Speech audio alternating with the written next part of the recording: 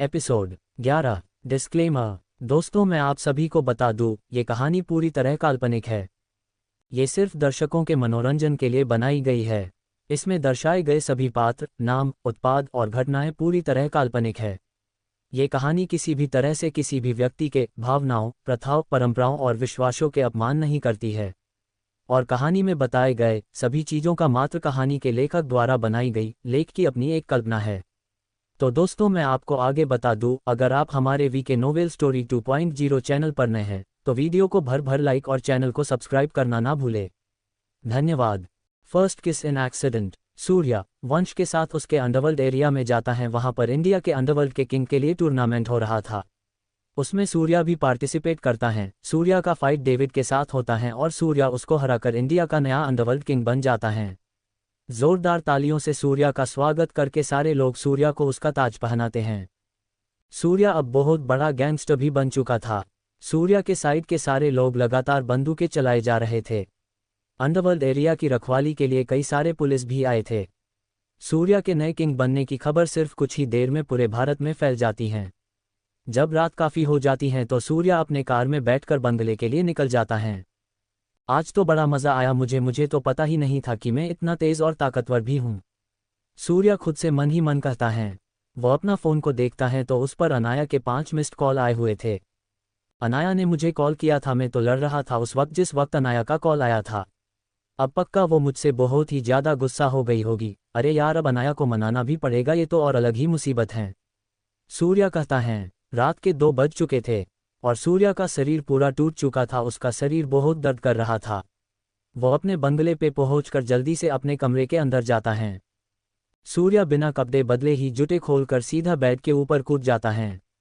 वो कुछ नहीं देखता है कि बेड पे और कोई भी सोई हुई है या नहीं। उसके बेड के ऊपर गिरते ही एक साइड से उछाल होता है और अनाया जो बेड पर सो रही होती हैं वो सीधा नीचे गिर जाती हैं। आउट सूर्या, तुमने तो मेरी कमर तोड़ दी, एक बार देख तो लिया करो कि बेड पर और कोई सोया हुआ है भी या फिर नहीं। अनाया अपनी कमर को पकड़ते हुए सूर्या से कहती हैं। सूर्या पर कुछ सुनाई ही नहीं दे रहा था। वो तो एक बहुत गहरी नींद में सो चुका था। अनाया सूर्या का चेहरा और उसके खर्राटे सुनकर ही बता सकती थी कि सूर्या बहुत थका हुआ है। सूर्या का चेहरा काफ़ी मासूम लग रहा था। अनाया सूर्या को धक्का दे देकर बेड के एक तरफ कर देती हैं और खुद सूर्या के बगल में सो जाती हैं। सुबह के 9 बजे होते हैं और सूर्या की नींद खुलती है। उसको एहसास होता है कि उसके अलावा भी उसके साथ कोई बेड पे है। उसको अपने हाथ में किसी की बहुत सॉफ्ट हाथ के होने का एहसास होता है। जब वो उठकर देखता है तो वहाँ पर अनाया होती है। सूर्या जोर से चिल्लाता है जिसके वजह से अनाया की नींद भी खुल जाती है। ऐसे सूर्या को चिल्लाते देख वो उठकर बैठ जाती हैं। क्या हुआ सूर्या, क्यों चिल्ला रहे हो तुम? अनाया अपने एक हाथ से अपनी आंखों को मलते हुए कहती हैं। सूर्या अनाया को देखता है। अनाया, तुम तो ऐसे कह रही हो जैसे कुछ हुआ ही ना हो। कल रात हम एक ही बेड पर सोए थे, वो भी एक दूसरे को पकड़कर। तुम इतनी रिलैक्स कैसे हो सकती हो? सूर्या कहता है। सूर्या को अजीब ही लग रहा था और इधर अनाया बिल्कुल रिलैक्स थी। सूर्या, तो क्या हुआ, हम सिर्फ सोए ही तो थे, ये तो नॉर्मल है, तुम इतने परेशान क्यों हो रहे हो? अनाया कहती हैं। सूर्या उसकी बात पर हैरान था क्योंकि उसको ये बात नॉर्मल लग रही थी। तभी उसको याद आता है कि अनाया तो उसकी फियांसी हैं और ये सच में नॉर्मल ही बात है। उसको रियलाइज होता है। अनाया दोबारा सो जाती हैं। उसको ऐसा सोते देख सूर्या कंफ्यूज होता है। अनाया, क्या आज तुम ऑफिस नहीं जाओगी? सूर्या पूछता है। अनाया उठती हैं और सूर्या को देखती हुई कैलेंडर की तरफ इशारा करती हैं। सूर्या की नज़र जब कैलेंडर पर जाती है तो वो देखता है कि आज तो संडे है, इसका मतलब आज पूरे दिन उन लोगों की छुट्टी थी। सूर्या को पर पता था कि उसके लिए ये संडे भी कई सारे कामों से ही भरा होगा। सूर्या अपने बेड से उतरता है और फ्रेश होने के लिए बाथरूम जाता है। कुछ देर बाद वो बाथरूम से बात लेकर निकल जाता है। फिर वो ड्रेसिंग रूम में जाकर कुछ महंगे कपड़े पहनने का सोचता है, इसलिए वो डेनिम और उसके अंदर वाइट टी शर्ट पहन लेता है, नीचे में ब्लू जीन्स पहन लेता है। उसके डेनिम का रंग भी ब्लू ही होता है। वो जेल से अपने बालों को पीछे की तरफ सेट कर लेता है। अब वो काफ़ी ज़्यादा हैंडसम लग रहा था। ड्रेसिंग रूम से बाहर निकलकर वो अपने कमरे में अनाया को देखने आता है कि वो उठ चुकी हैं या फिर नहीं। वो जाकर देखता है तो अनाया अभी भी सो ही रही होती हैं। सूर्या अपने कमरे से निकलकर नीचे डाइनिंग टेबल एरिया में जाता है, वहाँ पर कोई नहीं था। सूर्या टेबल पर बैठकर अपना ब्रेकफास्ट कर रहा होता है, तभी उसका फ़ोन बजता है। वो ब्रेकफास्ट करते करते फ़ोन को रिसीव करता है। हाँ पापा जी, कहिए। सूर्या कहता है। वो कॉल वियान का होता है। सूर्या, तुम्हें कुछ दिन के लिए न्यूयॉर्क जाना है, वहाँ पे हम अपना कुछ नए बिजनेस करने का सोच रहे हैं। इसलिए मैं चाहता हूँ कि तुम वहाँ पर जाकर कर एक बार सब कुछ देख कर आ जाओ कि हमारा काम सही से चल रहा है या फिर नहीं। और इसके लिए तुम्हें आज ही निकलना होगा। वियान कहते हैं, ठीक है, मैं आज ही निकल जाऊंगा न्यूयॉर्क के लिए। सूर्या कहता है। दोनों कुछ देर और बात करते हैं बिजनेस से रिलेटेड, फिर सूर्या कॉल कट कर देता है। सूर्या अपना ब्रेकफास्ट फिनिश करके अपने कमरे में जाता है। वो ये बात अनाया को बताना चाहता है, क्योंकि अगर उसने नहीं बताया तो क्या पता अनाया इस बात को लेकर गुस्सा हो जाए कि उसने उसको कुछ भी क्यों नहीं बताया। सूर्या कमरे में देखता है तो वहाँ पर अनाया नहीं थी। वो अनाया को आवाज़ लगाता है, अनाया, अनाया, अनाया, क्या तुम यहाँ पर हो? अनाया। सूर्या कई बार अनाया को आवाज़ लगाता है पर अनाया उसको कोई जवाब नहीं देती है। उसको कोई जवाब नहीं मिलता है तो सूर्या अपना कुछ ज़रूरी सामान पैक करने लगता है। अनाया गुनगुनाते हुए बाथरूम से निकलती हैं। वो अभी सिर्फ वाइट टॉवल ही लपेटी हुई थी अपन बदन पे और उसने अपने सिर पे हेडफोन लगाई हुई थी। सूर्या को किसी के गुनगुनाने की आवाज़ सुनाई देती है तो वो पीछे मुड़कर देखता है। पीछे अनाया उससे कुछ दूर पर खड़ी हुई थी। वो अनाया को वाइट टॉवल में लिपटा हुआ देखता है। अनाया को अभी तक नहीं पता था कि उसके अलावा भी कमरे में कोई और मौजूद है। अनाया तो बस अपने धुन में ही मग्न थी। जब वो पीछे मुड़कर देखती हैं तो वो चिल्ला पड़ती हैं, आए। वो नीचे बैठे सूर्या को देखकर उसको चोर समझ बैठती हैं और बहुत जोर से चिल्लाती हैं। उसकी आवाज़ सुनकर सूर्या तुरंत खड़ा होता है, अनाया को देखने लगता है। वो भी उसके ऐसे अचानक चिल्लाने से डर जाता है। जब अनाया को पता चल जाता है कि वहाँ नीचे सूर्या बैठा हुआ था तो वो शांत हो जाती हैं। क्या हुआ, तुम चिल्ला क्यों रही हो? सूर्या पूछता है। सूर्या की नज़र जब अनाया की गीले बालों पे जाती हैं तो वो देखता है कि वो कितनी हॉट दिख रही हैं। अनाया का फिगर उस टॉवल में कमाल का लग रहा था। अनाया अपने सिर से हेडफोन उतारती हैं। हाँ बोलो, क्या कह रहे थे तुम? वो सब तुम छोड़ो और ये बताओ कि आखिर ऐसे ज़मीन पर बैठकर भला कौन अपना सामान पैक करता है? अनाया कहती हैं। फिर वो ठीक से सूर्या के बैग को और उसके सामान को देखती है। तुम कहीं जा रहे हो क्या सूर्या? अनाया पूछती हैं। सूर्या अपने होश में आ जाता है। हाँ, वो मुझे बिजनेस के कुछ काम से न्यूयॉर्क जाना है। डैड ने कहा है कुछ दिन का ही काम है सिर्फ वहाँ पर मुझे। सूर्या कहता है। अनाया उसकी बात सुन थोड़ी उदास हो जाती है, क्योंकि सूर्या अब कुछ दिन के लिए उसके साथ नहीं रहेगा। तभी उसके दिमाग में एक आइडिया आता है। अच्छा, तो मैं भी तुम्हारे साथ ही चलूंगी, क्योंकि मुझे पता है तुम सब कुछ भूल चुके हो और तुम्हें सब कुछ याद दिलाने कोई ना कोई तो तुम्हारे साथ रहेगा ही ना, इसलिए मैं भी तुम्हारे साथ ही चलती हूँ। अनाया कहती हैं। सूर्या अनाया की बात सुनकर उसको देखने लगता है। अनाया कितनी ज़्यादा चिपकू है, हमेशा मेरे साथ ही रहना चाहती हैं। अब इसको कौन बताए कि मेरी पसंद कोई और है? सूर्या खुद से मन ही मन कहता है। ठीक है, पर तुम पहले डैड से तो पूछ लो कि वो मेरे साथ चलने के लिए तुम्हें परमिशन देंगे या फिर नहीं। सूर्या कहता है। अनाया को सूर्या की बात सही लगती है। हाँ, तुमने सही कहा, तुम कुछ देर वेट करो, जब तक तुम अपना सामान पैक कर लो मैं जल्दी से रेडी होकर डैड से पूछकर तुम्हें बताती हूँ। इतना कहकर अनाया जल्दी से ड्रेसिंग रूम में चली जाती हैं। इधर सूर्या अपना सारा ज़रूरी सामान पैक कर लेता है। सूर्या अपने वॉलेट से कई सारे एटीएम कार्ड्स निकालता है और कॉल करके उनके पिन चेंज करवा लेता है। वो जानना चाहता था कि आखिर उसके पास कितना पैसा होगा। सूर्या को उसके कमरे की दरवाजे के खुलने की आवाज़ सुनाई देती है। वो दरवाजे पर देखता है तो वहाँ पर अनाया होती हैं, जो एक बड़ी सी स्माइल के साथ उसके पास आ जाती हैं। सूर्या, मुझे तुम्हारे साथ न्यू जाने के लिए परमिशन मिल गया। अब मैं भी तुम्हारे साथ ही जाऊंगी, वहाँ पर हम दोनों खूब घूमेंगे। अनाया कहती है। सूर्या उसकी बात सुनकर स्ट्रिक्ट हो जाता है। ओह हेलो मैडम, मैं न्यू घूमने नहीं जा रहा हूँ, बल्कि वहाँ पर मैं ज़रूरी काम के वजह से जा रहा हूँ। सूर्या कहता है। हाँ, तो जब तुम फ्री हो जाओगे तब तो हम घूम सकते हैं ना, ऐसा तो है नहीं कि तुम दिन और रात हर वक्त सिर्फ अपने काम में ही बिजी रहोगे। अनाया कहती हैं। वैसे सूर्या को भी न्यूयॉर्क घूमने का बहुत ही ज़्यादा मन है। वो वहाँ पर फर्स्ट टाइम ही जा रहा है, पर वो किसी को ऐसा जताना नहीं चाहता था कि वो पहली बार न्यूयॉर्क जा रहा है। हम ओके, सूर्या कहता है और अपना छोटा सा बैग पकड़ लेता है। अनाया भी खड़ी होती हैं और सूर्या के साथ साथ बंगले के बाहर आ जाती हैं। बंगले के बाहर पहले से ही कार रेडी थी सूर्या के लिए। सूर्या और अनाया दोनों कार के अंदर सेटल हो जाते हैं। दोनों के कार के अंदर सेटल होने के बाद कार निकल पड़ती हैं। उस समय मौसम काफ़ी अच्छा था। सूर्या विंडो से अपना सिर बाहर करके सब कुछ देख रहा था। तभी उसको रास्ते में कुछ लोग एक परिवार को मारते पीटते हुआ दिखते हैं। ड्राइवर, कार को वहाँ उस साइड रोको। सूर्या कहता है। ओके सर, ड्राइवर कहता है और साइड में कार रोक देता है। सूर्या कार के रुकते ही कार से बाहर निकलता है और भागते हुए उन लोगों के पास जाता है जहां पर वो लड़के उस परिवार को मार रहे थे। तुम सब ये क्या कर रहे हो और इन लोगों को क्यों मार रहे हो? सूर्या बीच में आते हुए कहता है। उन परिवार में 2 छोटे छोटे बच्चे भी होते हैं, एक लड़की होती है और एक लड़का, दोनों की उम्र 5 साल के बीच की होगी। और उनके माता पिता उन लड़कों से पिट रहे थे। वो लड़के सूर्या को देखते हैं। उसके कपड़े देखकर उन लड़कों को अंदाजा हो जाता है कि सूर्या किसी आमिर घर का लड़का है।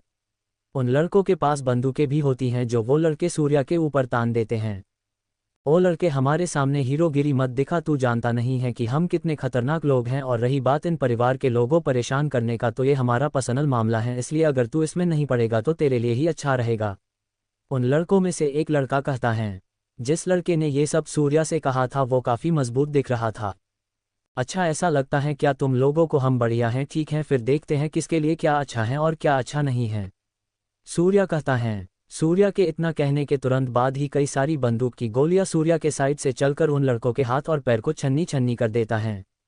सूर्या के पीछे से वंश आता है और उसके हाथ में मशीन गन होता है। वंश के वहां आते ही वो सब लोग उसको पहचान लेते हैं। उन लड़कों के हाथ और पैर से सिर्फ खून ही खून बहे जा रहा था। तुम सब ने मेरा नाम मिट्टी में मिलाकर रख दिया है, तुम सबको तो जान से मार डालना चाहिए। और तुम सब की हिम्मत कैसे हुई सूर्या सर से ऐसे बात करने की? अभी के अभी तुम सब सूर्या सर के सामने नीचे झुको, वंश कहता है। वो लड़के जब सुनते हैं कि वंश उस लड़के को सर कहकर बुला रहा है तो वो लड़के अब अच्छे से समझ जाते हैं कि सूर्या वंश से भी ऊंचे लेवल का फाइटर है। उन लड़कों को नहीं पता था कि सूर्या इस इंडिया का नया किंग बन चुका है। सूर्या चाहता भी नहीं था कि ज़्यादा लोगों को उसके बारे में पता चले।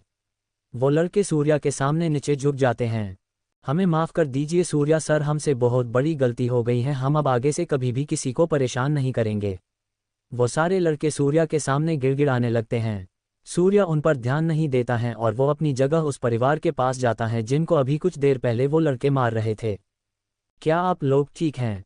सूर्या पूछता है। उन दोनों के सिर से और हाथ पैर से खून निकल रहा था और उनके बगल में उनके दोनों बच्चे सिर्फ रोए जा रहे थे।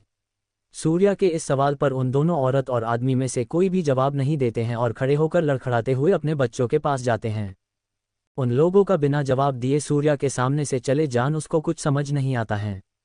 सूर्या फिर से उन लोगों के पास जाता है। क्या आप दोनों ठीक हैं? आप दोनों मुझे कोई जवाब क्यों नहीं दे रहे हो?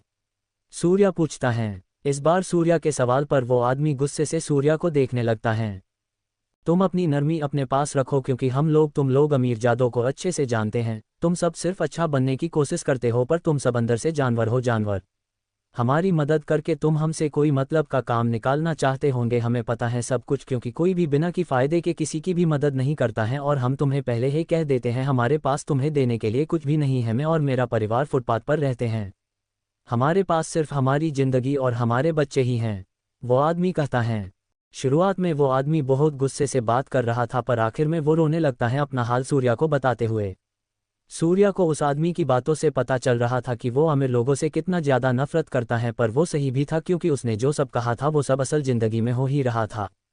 सूर्या को उनके बारे में सुनकर बहुत बुरा लगता है और उसको समझ आ जाता है कि ज़रूर इनके साथ किसी आमिर आदमी ने कभी बहुत बुरा सलूक किया होगा। तभी वंश और उसके साथ कई आदमी अपने हाथों में बंदूक उन परिवारों के ऊपर तान देते हैं। सूर्या ये देख तुरंत वंश की तरफ देखता है। सूर्या के सिर्फ देखने से ही वंश पीछे हट जाता है और अपने आदमियों को भी पीछे कर लेता है। सूर्या को बिल्कुल भी पसंद नहीं था कि कोई अमीरज़ादा अपनी अमीरी किसी गरीब पर दिखाए। सूर्या वहां से उठकर वापस अपने कार में जाकर बैठ जाता है।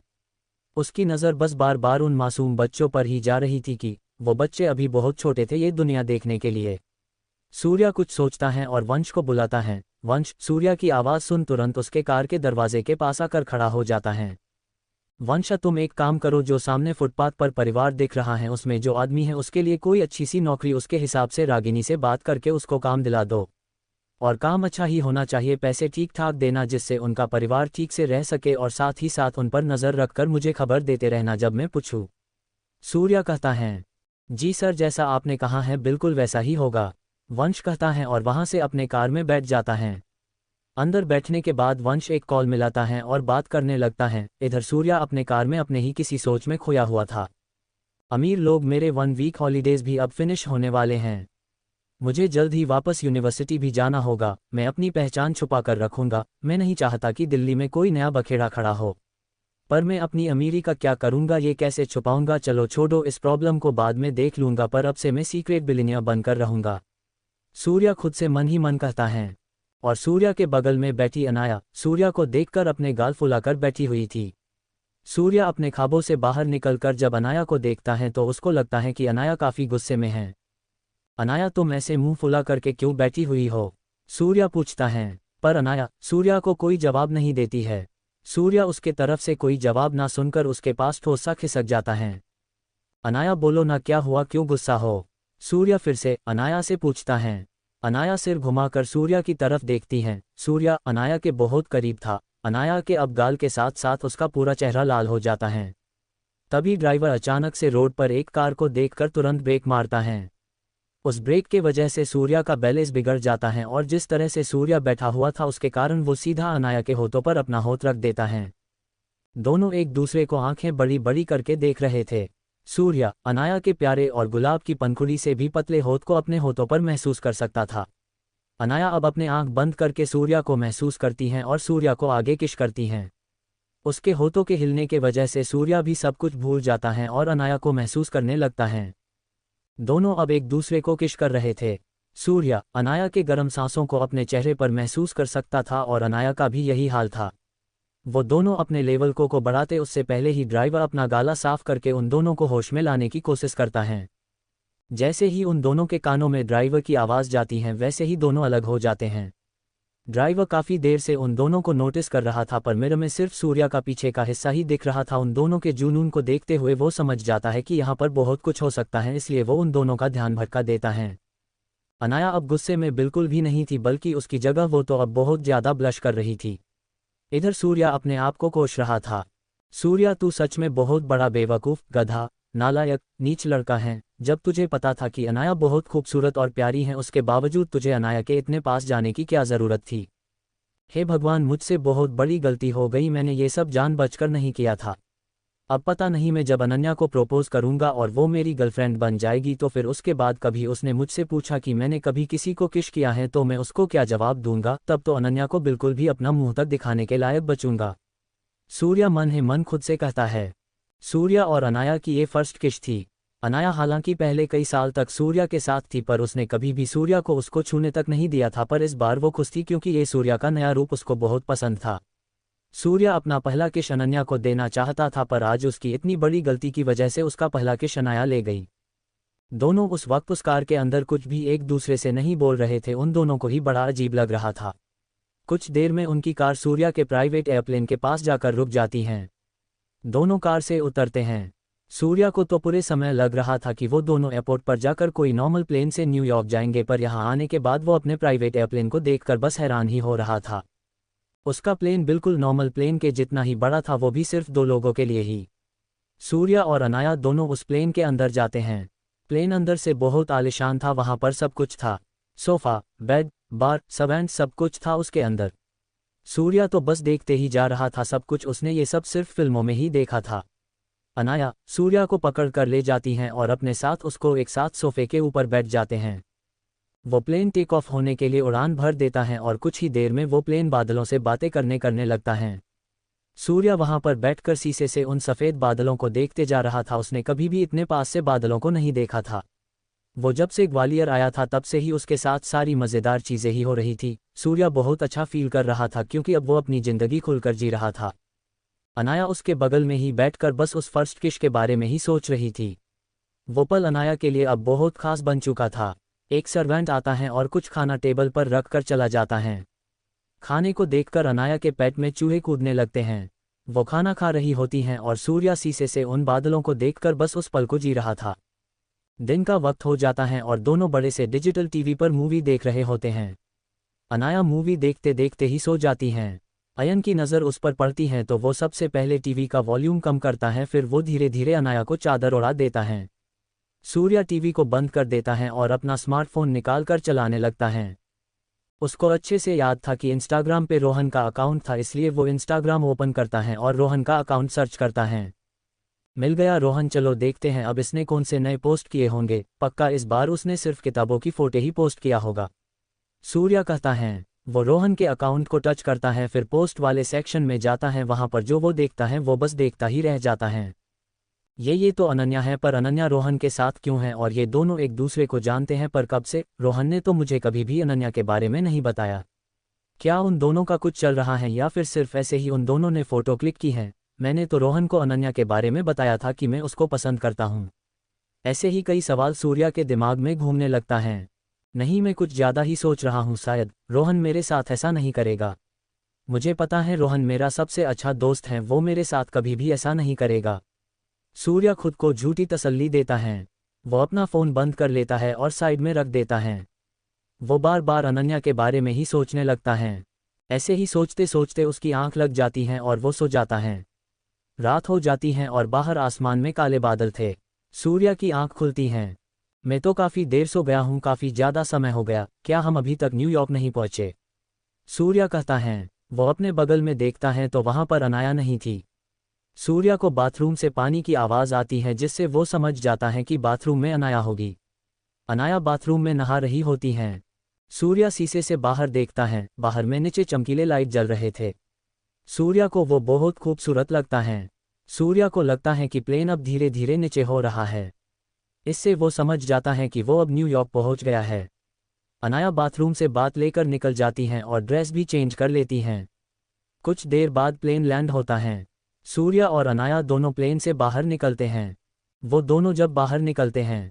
Episode 12 romance in the train. Surya New York पहुंच जाता है और उधर दिल्ली में रोहन अनन्या के साथ एक होटल के कमरे में मौजूद होता है। अनन्या रोहन की गर्लफ्रेंड बन चुकी होती हैं। अगले दिन अनन्या और रोहन दोनों कॉलेज पहुंचते हैं। कॉलेज के एंट्री गेट पे दोनों रोहन के कार से बाहर उतरते हैं और रोहन अनन्या के कमर पर अपना हाथ रखकर अंदर जाता है। बेबी चलो अंदर, क्लास में चलते हैं, नहीं तो यहाँ की हवा तुम्हें मुरझा देगी, रोहन कहता है। अनन्या रोहन की बात पे बस है देती हैं। दोनों क्लास के अंदर जाने लगते हैं। जो सब बंदे और बंदियां उन रोहन और अनन्या को एक साथ देख रहे थे, वो सब अब एक दूसरे से गॉसिप करने लग जाते हैं। यार ये तो अनन्या है ना? अरे अनन्या इस फटीचर के साथ क्या कर रही हैं? अरे भाई रोहन को ऐसा मत बोल, तुझे शायद पता नहीं है, रोहन की पूरे 2 करोड़ की लॉटरी लगी है। जब से रोहन की लॉटरी लगी है तब से वो कुछ ज़्यादा ही हवा में उड़ रहा है। क्या कहा तूने? रोहन की 2 करोड़ की लॉटरी लगी है? भाई क्या ही किस्मत है। काश ऐसी किस्मत मेरी भी होती तो मेरे पास अनन्या जैसे हॉट गर्लफ्रेंड होती। कुछ लड़के आपस में बात करते हैं। उस लड़के के बगल में उसकी गर्लफ्रेंड खड़ी होती हैं। उस लड़के की बात सुनकर वो लड़की गुस्सा हो जाती हैं और उसके पैर पे अपना पैर मारती हैं। आउच लग गई, क्या कर रही हो तुम? मुझे मार क्यों रही हो? अच्छा मैं मार क्यों रही? तुमने अभी क्या कहा? तुम्हें अनन्या जैसी गर्लफ्रेंड चाहिए? अगर तुम्हें वो चाहिए तो जाओ उसके पास, मेरे पास क्या कर रहे हो तुम? मेरी ही गलती थी कि मैंने तुमसे प्यार किया, मेरे पास कई सारे प्रपोजल थे। मैं जा रही हूँ, तुम जाओ और जाकर अनन्या के पास उसको प्रपोज करो। अगर मेरे पास आए तो मैं तुम्हारी जान ले लूँगी। वो दोनों कपल बात करते हैं। वो लड़की वहाँ से फिर चली जाती हैं। असल में वो लड़की भी काफ़ी खूबसूरत थी, बस वो लड़का तो अपनी गर्लफ्रेंड को जेलस फील कराना चाहता था, पर उसका डाव उसी पर भारी पड़ गया। अब लो मेरी गर्लफ्रेंड नाराज़ भी हो गई, इसको मनाना पड़ेगा अब तो, वरना ये फिर बहाना ढूंढ लेगी कि मैंने उसे मनाया क्यों नहीं, फिर मुझसे बहुत लड़ेगी। वो लड़का कहता है और भागकर अपने जीएफ के पीछे जाता है। अनन्या और रोहन दोनों अपने क्लास के अंदर आ जाते हैं। रोहन के क्लास के अंदर जाते ही सब रोहन को देखने लग जाते हैं। रोहन ने काफ़ी ब्रांडेड कपड़े पहने हुए थे। लड़कियां और लड़के सब उसको और उसके साथ खड़ी अनन्या को देखने लग जाते हैं। रोहन ब्रो, और बता क्या हाल चाल तेरे? कल तूने अपनी जीएफ के साथ मज़े तो लिए ना? नकुल रोहन के पास उसके कान में जाकर बोलता है। रोहन उसकी बात सुनकर है देता है और अनन्या के तरफ देखता है। भाई उस रात की तो बात ही मत कर, मज़े तो पूरा लिया मैंने, रोहन कहता है। दोनों एक दूसरे को हाई फाई देता है और दोनों अपनी अपनी गर्लफ्रेंड के साथ क्लास के बाहर जाकर कंपटीशन की तैयारी करने लगते हैं। अगले दिन से कंपटीशन स्टार्ट होने वाला था, इसलिए कई सारे बंदे और बंदियां प्रैक्टिस कर रहे थे। इधर सूर्या और अनाया दोनों वापस अपने शहर आ जाते हैं। सूर्या वापस लौटते ही सबसे पहले अपनी पिता वियान से मिलने के लिए जाता है। वियान अपने दूसरे बंगले में होते हैं और कुछ बिजनेसमैन्स के साथ मीटिंग कर रहे होते हैं, पर जब वियान को सूर्या की खबर मिलती है तो वो मीटिंग को रोककर उससे मिलने के लिए चले जाते हैं। सूर्या हॉल के अंदर सोफे पर बैठा होता है और उसके ठीक बगल में ही अनाया भी बैठी होती हैं। सूर्या तुम आ गए, मैं तुम्हारा ही इंतज़ार कर रहा था, और बताओ न्यूयॉर्क में हमारा नया बिजनेस कैसा चल रहा है? तुम्हें वहाँ कोई गड़बड़ होते हुए दिखा या फिर सब कुछ ठीक ही था? वियान आकर सूर्या के सामने बैठते हुए कहते हैं, पापा वहाँ पर हमारा बिजनेस अच्छे से चल रहा है और हमें काफ़ी प्रॉफिट भी हो रहा है, आपका डिसीजन बिल्कुल सही था। पर मुझे यहाँ इस बारे में बात नहीं करना था, मैं यहाँ पर किसी और चीज़ के लिए आपसे बात करने के लिए आया हूँ, कहता है और वियान देखने लगता है। हम ठीक हैं सूर्या, तो बताओ तुम मुझसे किस बारे में बात करना चाहते हो। वियान कहते हैं, मुझे दिल्ली जाकर वहाँ पर अपनी बाकी की पढ़ाई पूरी करनी है, इसलिए मैं चाहता हूँ कि आप मुझे दिल्ली जाने की इजाज़त दे दे। सूर्या कहता है, तुम्हें अपनी बाकी की पढ़ाई दिल्ली में पूरी करनी है। हाँ, मैं इस बात से एग्री हूँ कि तुम्हें अपनी पढ़ाई पूरी करनी चाहिए, पर दिल्ली में ही क्यों, तुम फॉरेन जाकर भी तो पढ़ाई कर सकते हो। वियान कहते हैं, पापा मुझे दिल्ली में इसलिए पढ़ाई करनी है क्योंकि वहाँ पे भी अब काफ़ी ज़्यादा अच्छे यूनिवर्सिटी और कॉलेजेस भी बन चुके हैं, वहाँ की पढ़ाई बाकी जगहों से काफ़ी अलग और ख़ास होती हैं, इसलिए मैं वहाँ पे अपनी पढ़ाई पूरी करना चाहता हूँ। सूर्या कहता है, सूर्या देखो वैसे इस छोटी सी बात के लिए मैं कोई बहस नहीं करना चाहता हूँ, इसलिए तुम दिल्ली जा सकते हो, पर आगे हमारे बिजनेस का क्या होगा, उसको तुम कैसे हैंडल करोगे। वियान पूछते हैं, पापा मैं बिजनेस भी हैंडल कर लूँगा, मुझे दिल्ली के अंदर का काम आप दे सकते हैं और मैंने सुना है कि वहाँ पर हमारे जान पहचान के भी काफ़ी लोग हैं, तो वो सब भी मेरी मदद कर ही देंगे। बस मेरी एक रिक्वेस्ट और ये है कि मैं चाहता हूँ मेरे साथ वंश भी चले और वो भी मेरे ही कॉलेज में वो भी सुने मेरे साथ ही। सूर्या कहता है, हाँ क्यों नहीं, वंश तुम्हारे काम आ सकता है, ठीक है तुम दोनों दिल्ली के आज या कल से निकल सकते हो। वियान कहते हैं। सूर्या के बगल में बैठी अनाया सूर्या को देख रही होती हैं और वो वियान से कुछ कहना चाहती थी, पर उन दोनों के बातचीत के वक्त उसको मौका ही नहीं मिला था कुछ बोलने का। पर वियान अनाया की सारी हरकतों को अच्छे से देख रहे थे और समझ गए थे कि अनाया भी उनसे कुछ कहना चाहती हैं। अनाया क्या बात है, तुम भी मुझसे कुछ कहना चाहती हो क्या? वियान अनाया की तरफ देखते हुए पूछते हैं। हाँ पापा जी, मुझे भी कुछ कहना था। अनाया कहता है, ठीक है तो कहो, मैं सुन रहा हूँ।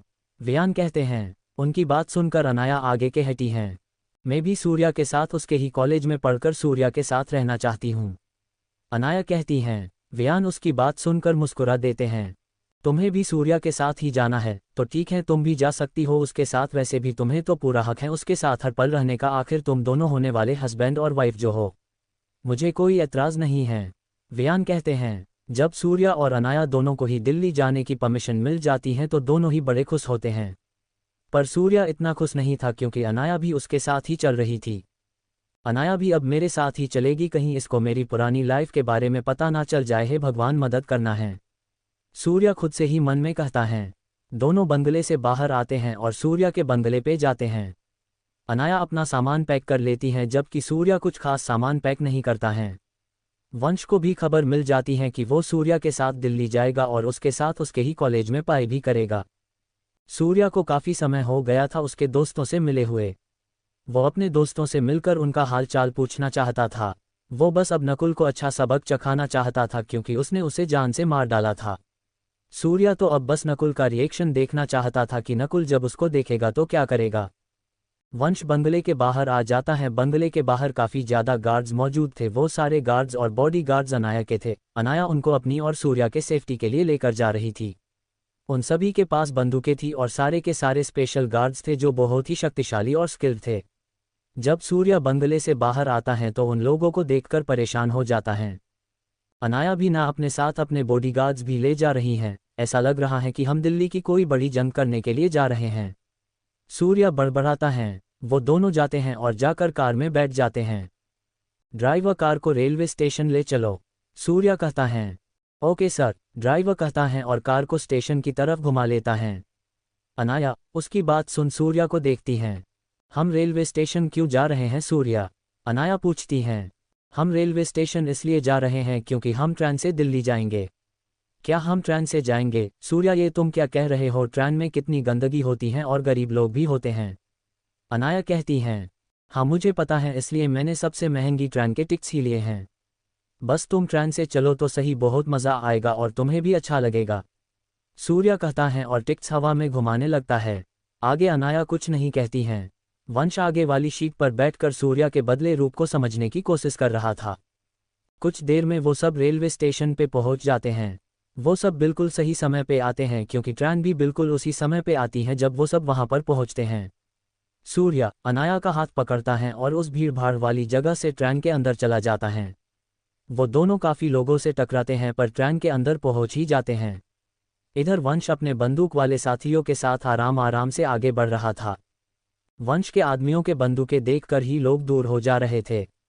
फिर वंश भी ट्रेन के ऊपर चढ़ जाता है। स्टेशन पर अनाउंसमेंट होती हैं और ट्रेन स्टार्ट हो जाती हैं। ट्रेन के स्टार्ट होते ही उसके सारे दरवाजे बंद हो जाते हैं। तीनों ट्रेन के अंदर जाकर ट्रेन को देखने लगते हैं। सच में ट्रेन काफ़ी अच्छा था।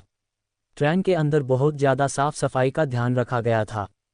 तीनों अपनी टिकट्स को देखकर अपनी जगह पर जाकर बैठ जाते हैं। वो सीटें काफ़ी अच्छी थी। सूर्या, वंश और अनाया पहली बार ऐसे ट्रेन में बैठे थे।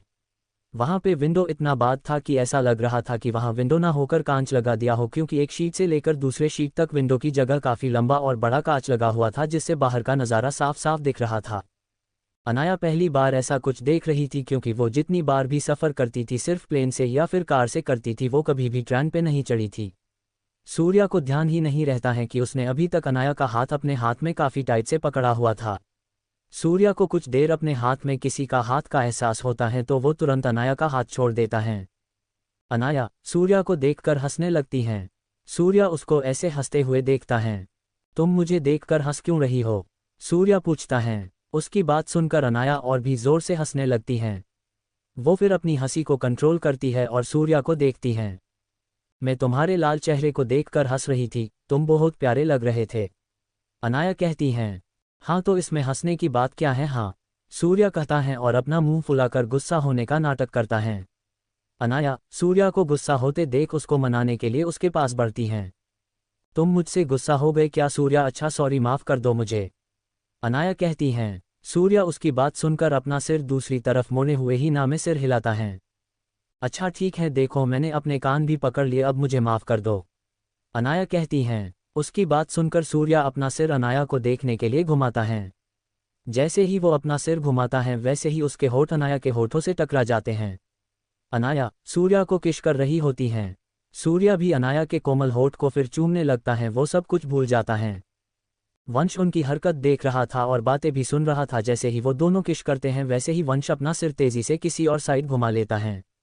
उन लोगों को किश करते हुए कोई नहीं देख पा रहा था, क्योंकि वहां पर पर्दा लगा हुआ था। सिर्फ वही लोग देख सकते थे उन दोनों को जब उन तीनों से मिलने के लिए आते।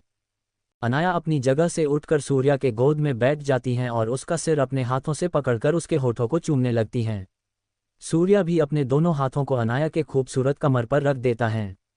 दोनों एक दूसरे को बस चूमते जा रहे थे। दोनों ही उस एहसास को महसूस कर रहे थे। दोनों ऐसे लग रहे थे जैसे कि दो जिस्म और एक जान हो। कुछ देर बाद जब लगातार वो दोनों एक दूसरे को लगातार चूमने के बाद अलग हो जाते हैं। अनाया अब सूर्या के बाहों में समाई हुई थी। सूर्या को भी अब पता लग गया था कि उसको अनन्या के साथ सिर्फ अट्रैक्शन था और अब उसको अनाया के साथ प्यार हुआ है। उसको ऐसा एहसास इसलिए हुआ क्योंकि जब भी वो अनाया के साथ रहता तो वो उससे सारी बात कह सकता था। उसको उसके साथ रहने से कुछ स्पेशल फील होता था। सूर्या को अनाया का साथ पसंद था। अनाया और सूर्या का हो जाने के बाद वंश अपना सिर वापस से सीधा कर लेता है। पर्दे से एक लड़की आती है और उन तीनों को देखती हैं। आप तीनों क्या लेना पसंद करेंगे? चाय, कॉफ़ी, कोल्ड ड्रिंक क्या लेना पसंद करेंगे? वो लड़की पूछती हैं। वंश उस लड़की की तरफ देखता है और कहता है, हमारे लिए कुछ खाने के लिए ले आओ, पर वो नॉर्मल होना चाहिए। जी सर, लड़की कहती हैं और फिर वहाँ से चली जाती हैं। वो लड़की वहाँ से बाहर आने के बाद सूर्या और अनाया के बारे में सोचती हैं, क्योंकि वो दोनों ही काफ़ी अच्छे लग रहे थे। जिस तरह से सूर्या ने अनाया को अपने बाहों में थाम रखा था उससे तो उसको यही लग रहा था कि सूर्या उसको बहुत प्यार करता है। वो लड़की उन तीनों का ऑर्डर लेने के लिए चली जाती हैं। और इधर सूर्या अपने पॉकेट से फ़ोन निकल कर गेम खेल रहा होता है। अनाया अभी भी उसके बाहों में ही होती हैं और वो गेम को देख रही होती हैं।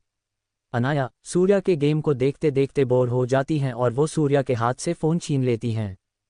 अरे अरे अनाया, ये क्या कर रही हो? मैं बस अभी जीतने ही वाला था, सूर्या कहता है।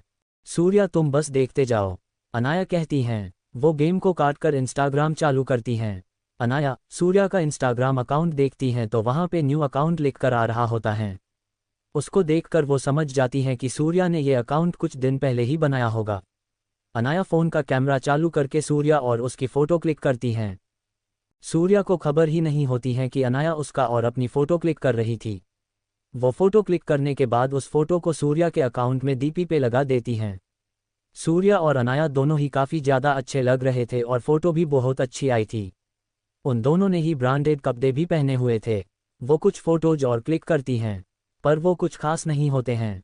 सूर्या अब नोटिस कर लेता है कि अनाया क्या कर रही होती है। जब अनाया फिर से फोटो क्लिक करने की कोशिश करती है तो सूर्या उसको रोकने की कोशिश करता है। अनाया, ये क्या कर रही हो, मेरी फोटो क्यों क्लिक कर रही हो, नहीं रुको। छोड़ो सूर्या, मुझे क्लिक करने दो, रुको, टूट जाएगा तुम्हारा फ़ोन। सूर्या, तुम फोटो क्लिक मत करो ना, रुको, नहीं। दोनों एक दूसरे के हाथ से फ़ोन छीनने की कोशिश कर रहे होते हैं।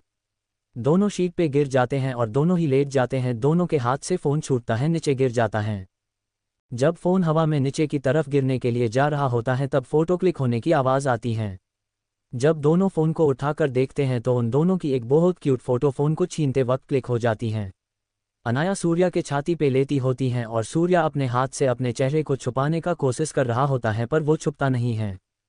आहा, ये क्लिक हो गई, सबसे बेस्ट पिक्चर, अनाया कहती हैं और फिर से सूर्या के हाथ से उसका फ़ोन छीन लेती हैं। वो कुछ फ़ोटो को सूर्या के अकाउंट पे पोस्ट कर देती हैं, वो टैग्स वैग्स भी लगा देती हैं और ये फ़ोटोज पोस्ट हो जाती हैं। फ़ोटोज के पोस्ट होने के कुछ देर बाद ही उस पर 10 लाइक आ जाता है और कुछ कमेंट्स भी। ये दोनों कितने प्यारे लग रहे हैं, ये लड़का कितना हॉट है यार, इस लड़के के साथ तो अनाया घोष है ना, अनाया क्या इस लड़के की गर्लफ्रेंड है। ऐसे ही कई सारे कमेंट्स, लाइक्स और फॉलोज सूर्या को मिलने लगता है। अनाया अपना फ़ोन निकल कर सूर्या के पोस्ट के साथ कोलैबोरेशन कर लेती हैं। सूर्या अनाया की सब हरकत देख रहा होता है। अनाया, ये तुम क्या कर रही हो, सूर्या पूछता है। अनाया सूर्या को देखती हैं और मुस्कुराते हुए सूर्या को जवाब देती हैं, तुम्हें फेमस कर रही हूँ। Episode 13 social media star. Anaya और सूर्या दोनों ट्रेन के अंदर ही एक दूसरे को चूमने लगते हैं। वंश अपना चेहरा किसी और साइड फेर लेता है। सूर्या अनाया को अपने बाहों में भरकर फ़ोन में गेम खेल रहा होता है पर अनाया का मन नहीं लग रहा था, इसलिए वो सूर्या से फ़ोन छीनकर सोशल मीडिया पर अपनी और सूर्या की फ़ोटो पोस्ट कर देती हैं। कुछ ही देर में सूर्या और अनाया के उस पोस्ट पर काफ़ी सारे लाइक्स, कमेंट्स और फॉलो आने लगते हैं। अनाया उस पोस्ट को अपने अकाउंट से कोलैब कर लेती हैं।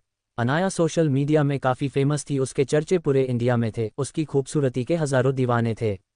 अब सूर्या के बारे में भी काफ़ी लोगों को पता चलना शुरू हो गया था कि सूर्या अनाया का बॉयफ्रेंड है। ये खबर सुनने के बाद अनाया के हज़ारों दीवानों के दिल टूट चुके थे। अनाया सूर्या को देखती है, स्माइल करते हुए उसको उसका फ़ोन वापस करती हैं। ये लो सूर्या, तुम्हारा फ़ोन, मुझे जो करना था वो मैंने कर दिया, अनाया ने कहा। सूर्या को उसकी बात समझ नहीं आती है। क्या मतलब है तुम्हारा, मुझे कुछ समझ नहीं आया, सूर्या कहता है। मैंने अभी जो कहा वो भूल जाओ और जल्दी से मुझे हग करो। इतना कहकर अनाया अपने दोनों हाथों सूर्या की तरफ कर देती हैं। सूर्या उसको बड़े प्यार से देखता है और एक बार फिर से अनाया को अपने बाहों में भर लेता है। ये पल दोनों को बहुत अच्छा लग रहा था, दोनों बस इस पास में खो जाना चाहते थे। तभी पर्दे को हटाकर वो लड़की आ जाती है जिसको वंश ने अपना ऑर्डर लाने को भेजा था। ये लीजिए सर आपका ऑर्डर, वो लड़की बिल्कुल तमीज़ के साथ कहती हैं और फिर वहाँ से चली जाती हैं। रात के 9 बज चुके होते हैं। रात में उनकी ट्रेन उनको दिल्ली के स्टेशन पर छोड़ देती हैं। तीनों ट्रेन से अपना अपना सामान लेकर उतर जाते हैं और सारे स्पेशल सोल्जर भी ट्रेन से उन सब के साथ उतर जाते हैं। रात का समय होने के वजह से वहाँ पर कुछ खास लोग नहीं दिख रहे थे। ये कैसी जगह है, इतनी रात को इस ट्रेन ने हमें यहाँ पर उतारा है, मैं तो बहुत थका हुआ महसूस कर रही हूँ और नींद भी काफ़ी आ रही है, अनाया अपनी आंखों को मलते हुए कहती हैं। अनाया, बस तुम मेरे साथ चलो, कुछ देर में हम दिल्ली यूनिवर्सिटी पहुंच जाएंगे, तो तुम आज के लिए मेरे ही कैंपस के रूम में सो जाना। और मैं तुम दोनों से पूछना भूल गया कि तुम दोनों का एडमिशन यूनिवर्सिटी में हो गया है ना, या फिर तुम दोनों ने अभी तक इस बारे में सोचा ही नहीं और चले आए, सूर्या पूछता है।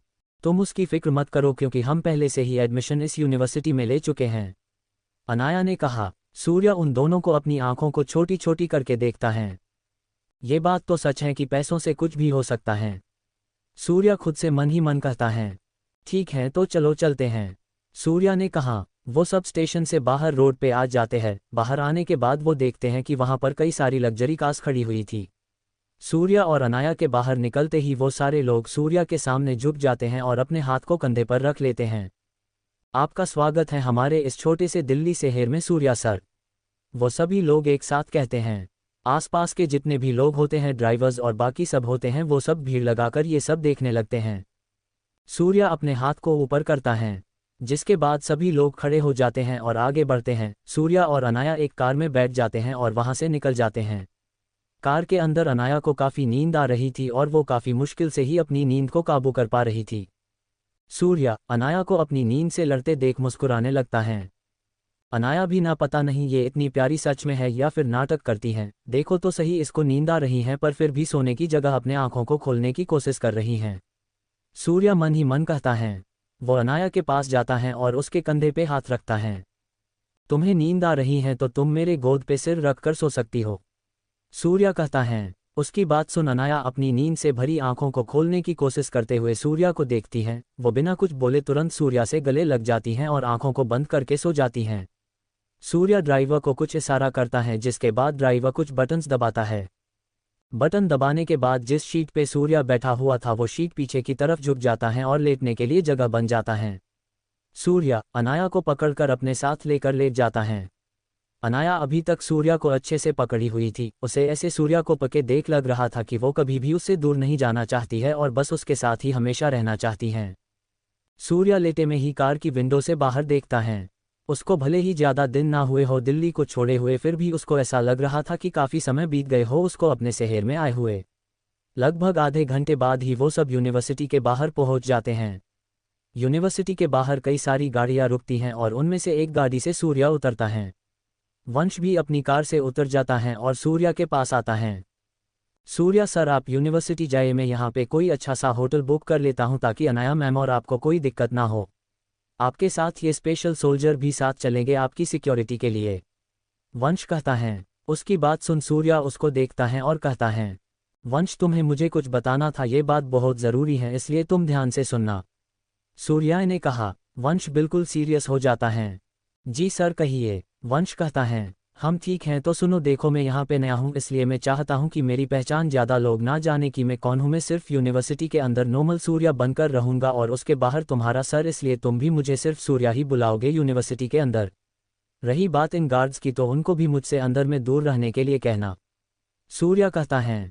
लेकिन सर, अगर आपको गार्ड्स प्रोटेक्ट नहीं करेंगे तो आपकी जान को भी खतरा हो सकता है और अगर आपको कुछ हुआ तो मैं अपने आप को कभी माफ़ नहीं कर पाऊंगा, वंश कहता है।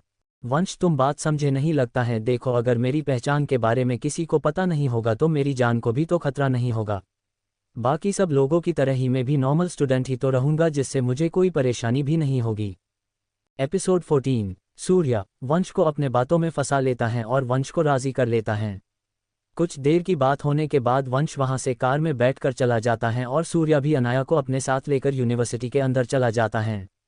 अनाया काफ़ी गहरी नींद में थी इसलिए सूर्या उसको नहीं जगाता है और अनाया को अपने बाहों में उठा लेता है। यूनिवर्सिटी का गार्ड अभी आराम से घोड़े बेचकर सो रहा था। ये गार्ड्स भी ना इनको यूनिवर्सिटी की देखभाल के लिए रखा गया है, पर यह है कि खर्राटे मार के सो रहे हैं। खैर, वैसे भी अच्छा ही है कि ये सब सो रहे हैं, वरना फालतू का बखेड़ा खड़ा हो जाता, सूर्या खुद से ही बात करते हुए कहता है। वो यूनिवर्सिटी के बड़े से गेट को हल्का सा बिना कोई आवाज़ के खोलता है और अंदर चला जाता है। वहां से वो सीधा अपने कैंपस की तरफ ही जाता है। कैंपस में जाने के बाद जल्दी से दबे पैर अपने रूम में चला जाता है। धीरे से दरवाज़ा खोलकर वो अंदर आ जाता है। अंदर वो देखता है तो वहां पे रोहन नहीं होता है। ये देख वो समझ जाता है कि पक्का अब उसके पास काफ़ी पैसे आ चुके होंगे जिसके वजह से वो यहाँ अपने कैंपस में नहीं है। वो आगे बढ़कर अनाया को अपने बेड पे लेटा देता है और खुद नहाने के लिए चला जाता है। बाथरूम से नहाकर निकलने के बाद वो रोहन के बेड पे जाकर लेट जाता है। बिस्तर पे लेटने के तुरंत बाद ही उसकी आंखें बंद हो जाती हैं और वो गहरी नींद में सो जाता है। अगली सुबह अनाया की आंख खुलती है। वो अपनी आंखों को अपने हाथों से मलती हैं और आंखों को पूरी तरीके से खोलकर अपने आसपास देखती हैं। अनाया अपने बगल वाले बेड पर ही देखती है कि वहाँ सूर्या आराम से सो रहा होता है। अनाया उस रूम को देखती है तो वो काफ़ी गंदा लग रहा था कि उस रूम में काफ़ी दिन से कोई आया नहीं था। अनाया को वो कमरा बिल्कुल भी पसंद नहीं आता है। जब कुछ लड़के एक साथ अच्छे से रेडी होकर सूर्या के कमरे से जा रहे थे तो वो सब कुछ कह रहे थे, आज से तो अपने यूनिवर्सिटी का सबसे बड़ा कंपटीशन शुरू होने वाला है। हाँ, तभी तो इतनी ज़ोर शोर से यूनिवर्सिटी के अंदर इतने काम चल रहे हैं। वो सब तो ठीक है, पर तुम सबको ये पता है क्या कि जो सूर्या था वो काफ़ी दिनों से कॉलेज में नहीं है। सुनने में ये भी आया है कि वो नकुल के डर से कॉलेज ही छोड़कर भाग गया है, वो लड़के कहते हैं। अनाया को कंपटीशन वाली बात तो समझ आ जाती है, पर उसे ये बात समझ नहीं आती है कि वो सब सूर्या को कैसे जानते हैं और सूर्या को नकुल नाम के लड़के से डरने की क्यों ज़रूरत है। वो बस इन सब ख्यालों में ही थी कि सूर्या के बगल में उसका फ़ोन का अलार्म बजता है। अलार्म की आवाज़ से सूर्या की नींद खुल जाती है और वो उठ जाता है। वो देखता है अनाया खिड़की के पास खड़ी होकर किसी बहुत गहरी सोच में डूबी हुई थी। अनाया, तुम क्या सोच रही हो और तुम वहां खिड़की के पास क्या कर रही हो? सूर्या कहता है। उसकी आवाज़ सुनकर अनाया अपने ख्यालों से बाहर आ जाती है। वो उसके सवाल पे उसके पास उसके बिस्तर पे सूर्या को पकड़कर बैठ जाती हैं। मैं बस उन लड़कों को बोलते हुए सुन रही थी। वो लड़के कह रहे थे कि आज से कोई कंपटीशन स्टार्ट है यूनिवर्सिटी में और वो कंपटीशन काफ़ी स्पेशल होगा। अनाया कहती हैं, अच्छा कंपटीशन? वो तो आज से ही स्टार्ट है। हाँ, वो स्पेशल भी हैं क्योंकि उसमें काफ़ी अच्छे कॉम्पिटिशन्स हैं। सूर्या कहता है। अनाया उसका जवाब सुनकर सूर्या से थोड़ा अलग होती हैं और उसको देखती हैं। सूर्या, तुम्हें कैसे इन सब के बारे में पता है? तुम मुझसे कुछ छुपाने की कोशिश तो नहीं कर रहे हो ना? सच सच बताना सूर्या, अनाया पूछती हैं। सूर्या उसके सवालों पे सोच में पड़ जाता है और खुद को मुसीबत में फंसा हुआ देखता है। नहीं अनाया, भला मैं क्यों तुमसे कुछ छुपाऊंगा? वो तो मैंने बस यहाँ आने से पहले थोड़ा सर्च किया था यूनिवर्सिटी के बारे में, तो बस मुझे वहीं से इन सभी चीज़ों के बारे में पता चला। सूर्या कहता है। वो वैसे तो काफ़ी खुद को फंसा हुआ समझ रहा था, पर वो सर्च के बारे में बताकर अनाया से इस बार बच जाता है। अनाया को भी सूर्या की बातों पे यकीन हो जाता है। अनाया और सूर्या दोनों बात ले लेते हैं और रेडी भी हो जाते हैं। इधर सूर्या ने पहले की तरह ही काफ़ी सस्ते और नॉर्मल कपड़े पहन लिया था, उधर ही अनाया ने अपने काफ़ी एक्सपेंसिव और ट्रेंडिंग ड्रेस पहन चुकी थी। अनाया की नज़र सूर्या के कपड़ों पे जाती है तो वो उसके पास जाती हैं। तुमने ऐसे कपड़े क्यों पहने हैं? ये कपड़े कितने बुरे लग रहे हैं तुम पर। सूर्या, उतारो उन कपड़ों को जल्दी से और अपने बैग से अपने नए कपड़े पहनो, वो तुम पर ज़्यादा अच्छे लगेंगे। अनाया कहती हैं। वो फिर सूर्या के कपड़े उतारने लगती हैं, पर सूर्या उसको अपने कपड़े उतारने के लिए नहीं देता है। तभी दरवाजे पे दस्तक होती है। दस्तक सुनकर सूर्या का गला सूख जाता है। वो परेशान हो जाता है क्योंकि अगर दरवाजे पे कोई लड़का हुआ और उसने उसके कमरे में किसी लड़की को देख लिया तो बवाल हो जाएगा। इधर अनाया अभी भी सूर्या के कपड़े खोलने की कोशिश ही कर रही थी। अनाया, तुम आवाज़ मत करना और जाकर जल्दी से कहीं पे छुप जाओ। सूर्या कहता है। क्यों? पर मुझे छुपना क्यों होगा? अनाया कहती हैं। अनाया उसकी आवाज़ सुनकर सूर्या के कपड़े खोलना बंद कर देती हैं। मैंने जितना कहा बस उतना करो, मैं बाद में तुमको बताऊंगा, पर अभी के जल्दी से तुम छुप जाओ। सूर्या कहता है। अनाया भी देर नहीं करती हैं और तुरंत अलमारी के पीछे जाकर छिप जाती हैं। अनाया के छिप जाने के बाद सूर्या दरवाजे के पास जाता है और दरवाज़ा खोलता है। दरवाजे को खोलने के बाद उसके चेहरे से सारी परेशानी हट जाती है और वो दरवाजे पे खड़े लड़के से कहता है, तुम्हें मेरा कमरा कैसे मिला? एपिसोड 15। कॉलेज के अंदर एक हैंडसम लड़का आया है। सूर्या अनाया को अलमारी के पीछे छिपा देता है और खुद दरवाज़ा खोलने जाता है। दरवाजे पे वो वंश को खड़ा देखता है, जिसके वजह से उसकी सारी परेशानी खत्म हो जाती है। वंश, तुम जल्दी से अंदर आओ, सूर्या कहता है और झटके से वंश का हाथ पकड़ के उसको अंदर खींचकर दरवाजे को जल्दी से बंद कर देता है। अनाया, बाहर आ जाओ, सूर्या कहता है। अनाया फिर अलमारी के पीछे से बाहर निकल कर आती है। उसके सारे कपड़े धूल से गंदे हो चुके होते हैं और उसके चेहरे पर भी थोड़ा बहुत धूल लग जाता है। मेरे सारे कपड़े खराब हो गए हैं, अब मुझे कपड़े चेंज करना पड़ेगा। सूर्या, तुम्हें मुझे इस गंदे अलमारी के पीछे ही छुपाना था, देखो अब तुम्हारे वजह से मेरा पूरा चेहरा गंदा हो गया है। अनाया अपने कपड़ों को देखते हुए कहती हैं। सूर्या और वंश सिर्फ अनाया को ही देख रहे होते हैं क्योंकि उसका चेहरा बहुत फनी हो चुका था। वंश किसी तरह अपनी हंसी को कंट्रोल कर लेता है, पर सूर्या से उसकी हंसी कंट्रोल नहीं होती है और वो ज़ोर ज़ोर से हंसने लगता है। अनाया अपना मुंह फुलाकर बैठ जाती हैं। तुम न बहुत बुरे हो, मैं तुमसे बात ही नहीं करूंगी, जाओ तुम, अनाया कहती हैं। सूर्या उसका चेहरा देख अब हंसना बंद कर देता है और अनाया के पास जाकर अपने पॉकेट से हैंकी निकालता है और अनाया के चेहरे को बड़े प्यार से साफ करने लगता है। अनाया, चलो अब उठ जाओ, मुझे तुमसे कुछ ज़रूरी बात कहनी है, सूर्या कहता है और अनाया को खड़ा करता है। अनाया सूर्या की ज़रूरी बात समझ नहीं पाती है, पर फिर भी वो उससे कुछ नहीं पूछती है क्योंकि वो तो अभी भी सूर्या से नाराज़ थी और वो था कि अनाया को मनाने की जगह अपनी ही कोई ज़रूरी बात बताने का कह रहा था। अनाया, मैं चाहता हूँ तुम मेरी पहचान को सीक्रेट रखो, मैंने कल रात को इस बारे में वंश को भी बता दिया था और वो राज़ी हो चुका है, इसलिए बस तुम्हारी राज़ी होने की देरी है, सूर्या कहता है। अनाया उसको देखने लगती है। पहचान छुपाने वाली बात बहुत बड़ी बात थी और उसको सूर्या ऐसे ही आराम से कह रहा था। पर तुम अपनी पहचान क्यों छुपाना चाहते हो सूर्या? तुम ये सब क्या कह रहे हो? मैं इसके लिए ऐसे कैसे राज़ी हो जाऊं? वंश और तुम कैसे सूर्या की बात पे उसकी पहचान छुपाने के लिए राज़ी हो गए? अनाया कहती हैं। वो अपना गुस्सा अब वंश पे उतार रही थी। वंश भी बस चुपचाप सुन रहा था क्योंकि वो जानता था कि सूर्या का ये फैसला बिल्कुल सही है। अनाया तुम वंश को कुछ मत बोलो और मेरी बात सुनो। देखो मैं ऐसा इसलिए कह रहा हूँ क्योंकि यहाँ कॉलेज में भी शायद सिंघानिया परिवार के काफ़ी दुश्मन होंगे और अगर उन सब मेरी पहचान के बारे में पता चला तो वो सब ज़रूर मुझे पर हमला करने का सोचेंगे, इसलिए अगर मेरी पहचान किसी को नहीं पता होगा तो मैं यहाँ कॉलेज के अंदर बिल्कुल सेफ रहूँगा। और ये तुम भी जानती हो कि कॉलेज के अंदर मेरी सेफ्टी बढ़ाने के वजह से भीड़ भी और ज़्यादा हो जाएगा, जिससे मेरे ऊपर नज़र रखना तुम दोनों के लिए ही काफ़ी मुश्किल होगा। सूर्या कहता है। सूर्या किसी न किसी तरह से अनाया को मना लेता है। अनाया तो पूरी तरह से भूल ही चुकी होती है कि वो उससे नाराज़ थी, वो सूर्या के गले लग जाती हैं। सूर्या भले ही तुम्हारी पहचान यहाँ किसी को ना पता हो पर फिर भी मैं तुम्हारा हमेशा ख्याल रखूंगी, अनाया कहती है। सूर्या उसका सिर सहलाता है।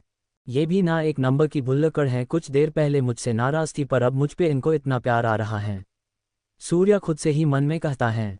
ठीक है अब तुम वंश के साथ जाओ, उसने तुम्हारे लिए एक अच्छा सा फ्लैट खरीद लिया है और मैं भी उसमें तुम्हारे साथ ही रहूंगा पर कभी कभी, ठीक है? चलो अब जाकर अपने कपड़े बदल कर जल्दी से वापस यहाँ यूनिवर्सिटी में आ जाना, मैं तुम दोनों का वेट करूंगा, सूर्या कहता है। अनाया बिल्कुल अच्छी बच्ची की तरह सूर्या की बात सुनती हैं। ठीक है, मैं यूं गई और यूं आई, तुम बस मेरा इंतज़ार करना, मैं जल्दी आ जाऊंगी, अनाया कहती हैं और वो वंश के साथ निकल जाती हैं अपने फ्लैट के लिए। सूर्या भी अपने कपड़ों को देखता है और अनाया की बात पे गौर करता है। हम शायद मुझे कुछ अच्छे कपड़े पहन लेना चाहिए, वैसे भी कई सालों से गरीबों की ही जिंदगी जी रहा था मैं तो। और हाँ, मुझे नकुल और रोहन को भी सरप्राइज देना है, देखते हैं उन दोनों को मेरा गिफ्ट पसंद आएगा या नहीं, सूर्या कहता है और एक तिरछी स्माइल करता है। उसके दिमाग में कुछ खुराफात चलने लगता है। सूर्या अपने कपड़े बदलता है, वो वाइट कलर की पतली सी हाफ टी शर्ट और उसके ऊपर से ब्लू डेनिम कैरी कर लेता है, नीचे पेंट और शूज में भी वो मैचिंग कलर के जीन्स और शूज पहन लेता है, गले में एक पतली सी चेन और हाथ में काफ़ी एक्सपेंसिव वॉच भी कैरी कर लेता है। वो अब कहीं से भी पहले वाला सूर्या नहीं लग रहा था। सूर्या अपने पॉकेट से एक ब्लैक गॉगल्स निकालता है और अपने आंखों पे पहन लेता है, वो अपने बाल भी जेल से पीछे की तरफ सेट कर लेता है। सूर्या अपना बैग उठाता है और अपने क्लास के लिए निकल जाता है। अपने कैंपस से बाहर आने के बाद वो सीधा अपने क्लास की तरफ जाने लगता है।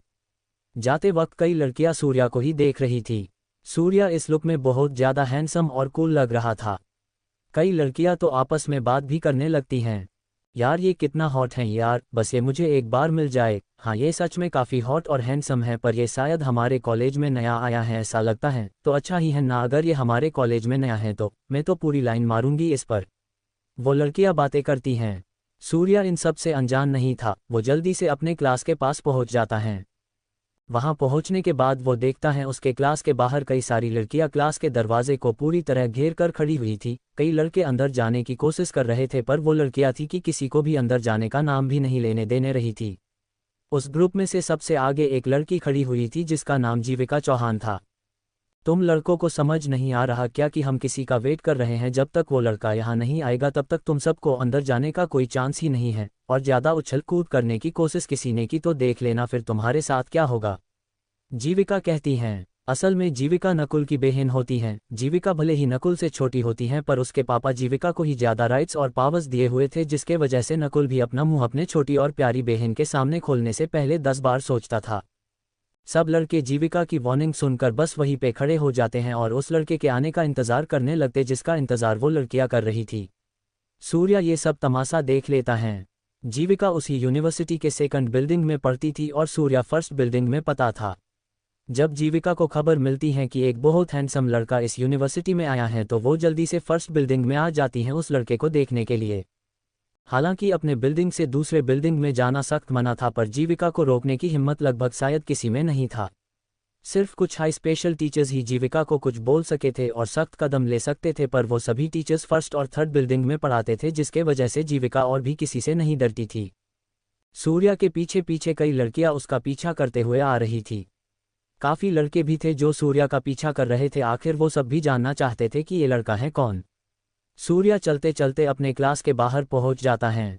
जो सारी लड़कियां दरवाजे को घेर कर खड़ी थी वो सभी लड़कियां सूर्या को देखकर पहचान लेती हैं कि यही वो लड़का है जिसकी खबर पूरे कॉलेज में फैली हुई है। जीविका ये वही लड़का है जिसकी खबर पूरे यूनिवर्सिटी में फैली हुई है। जीविका के दोस्त जीविका से कहती हैं। ओ आई सी, जीविका कहती हैं। सूर्या उन लड़कियों के सामने जाकर खड़ा हो जाता है। क्या तुम सब मुझे थोड़ी जगह दे सकती हो, मुझे अंदर जाना है, सूर्या कहता है। सारी लड़कियां फिर सूर्या की तरफ आगे बढ़ती हैं। उनमें से सबसे आगे जीविका ही होती हैं जो धीरे धीरे करके सूर्या की तरफ जा रही होती हैं। क्यों नहीं हैंडसम, तुम्हें अंदर जाना है तो मैं जाने दे दूंगी, पर एक शर्त है अंदर जाने के लिए। जीविका उसके पास जाकर कहती हैं।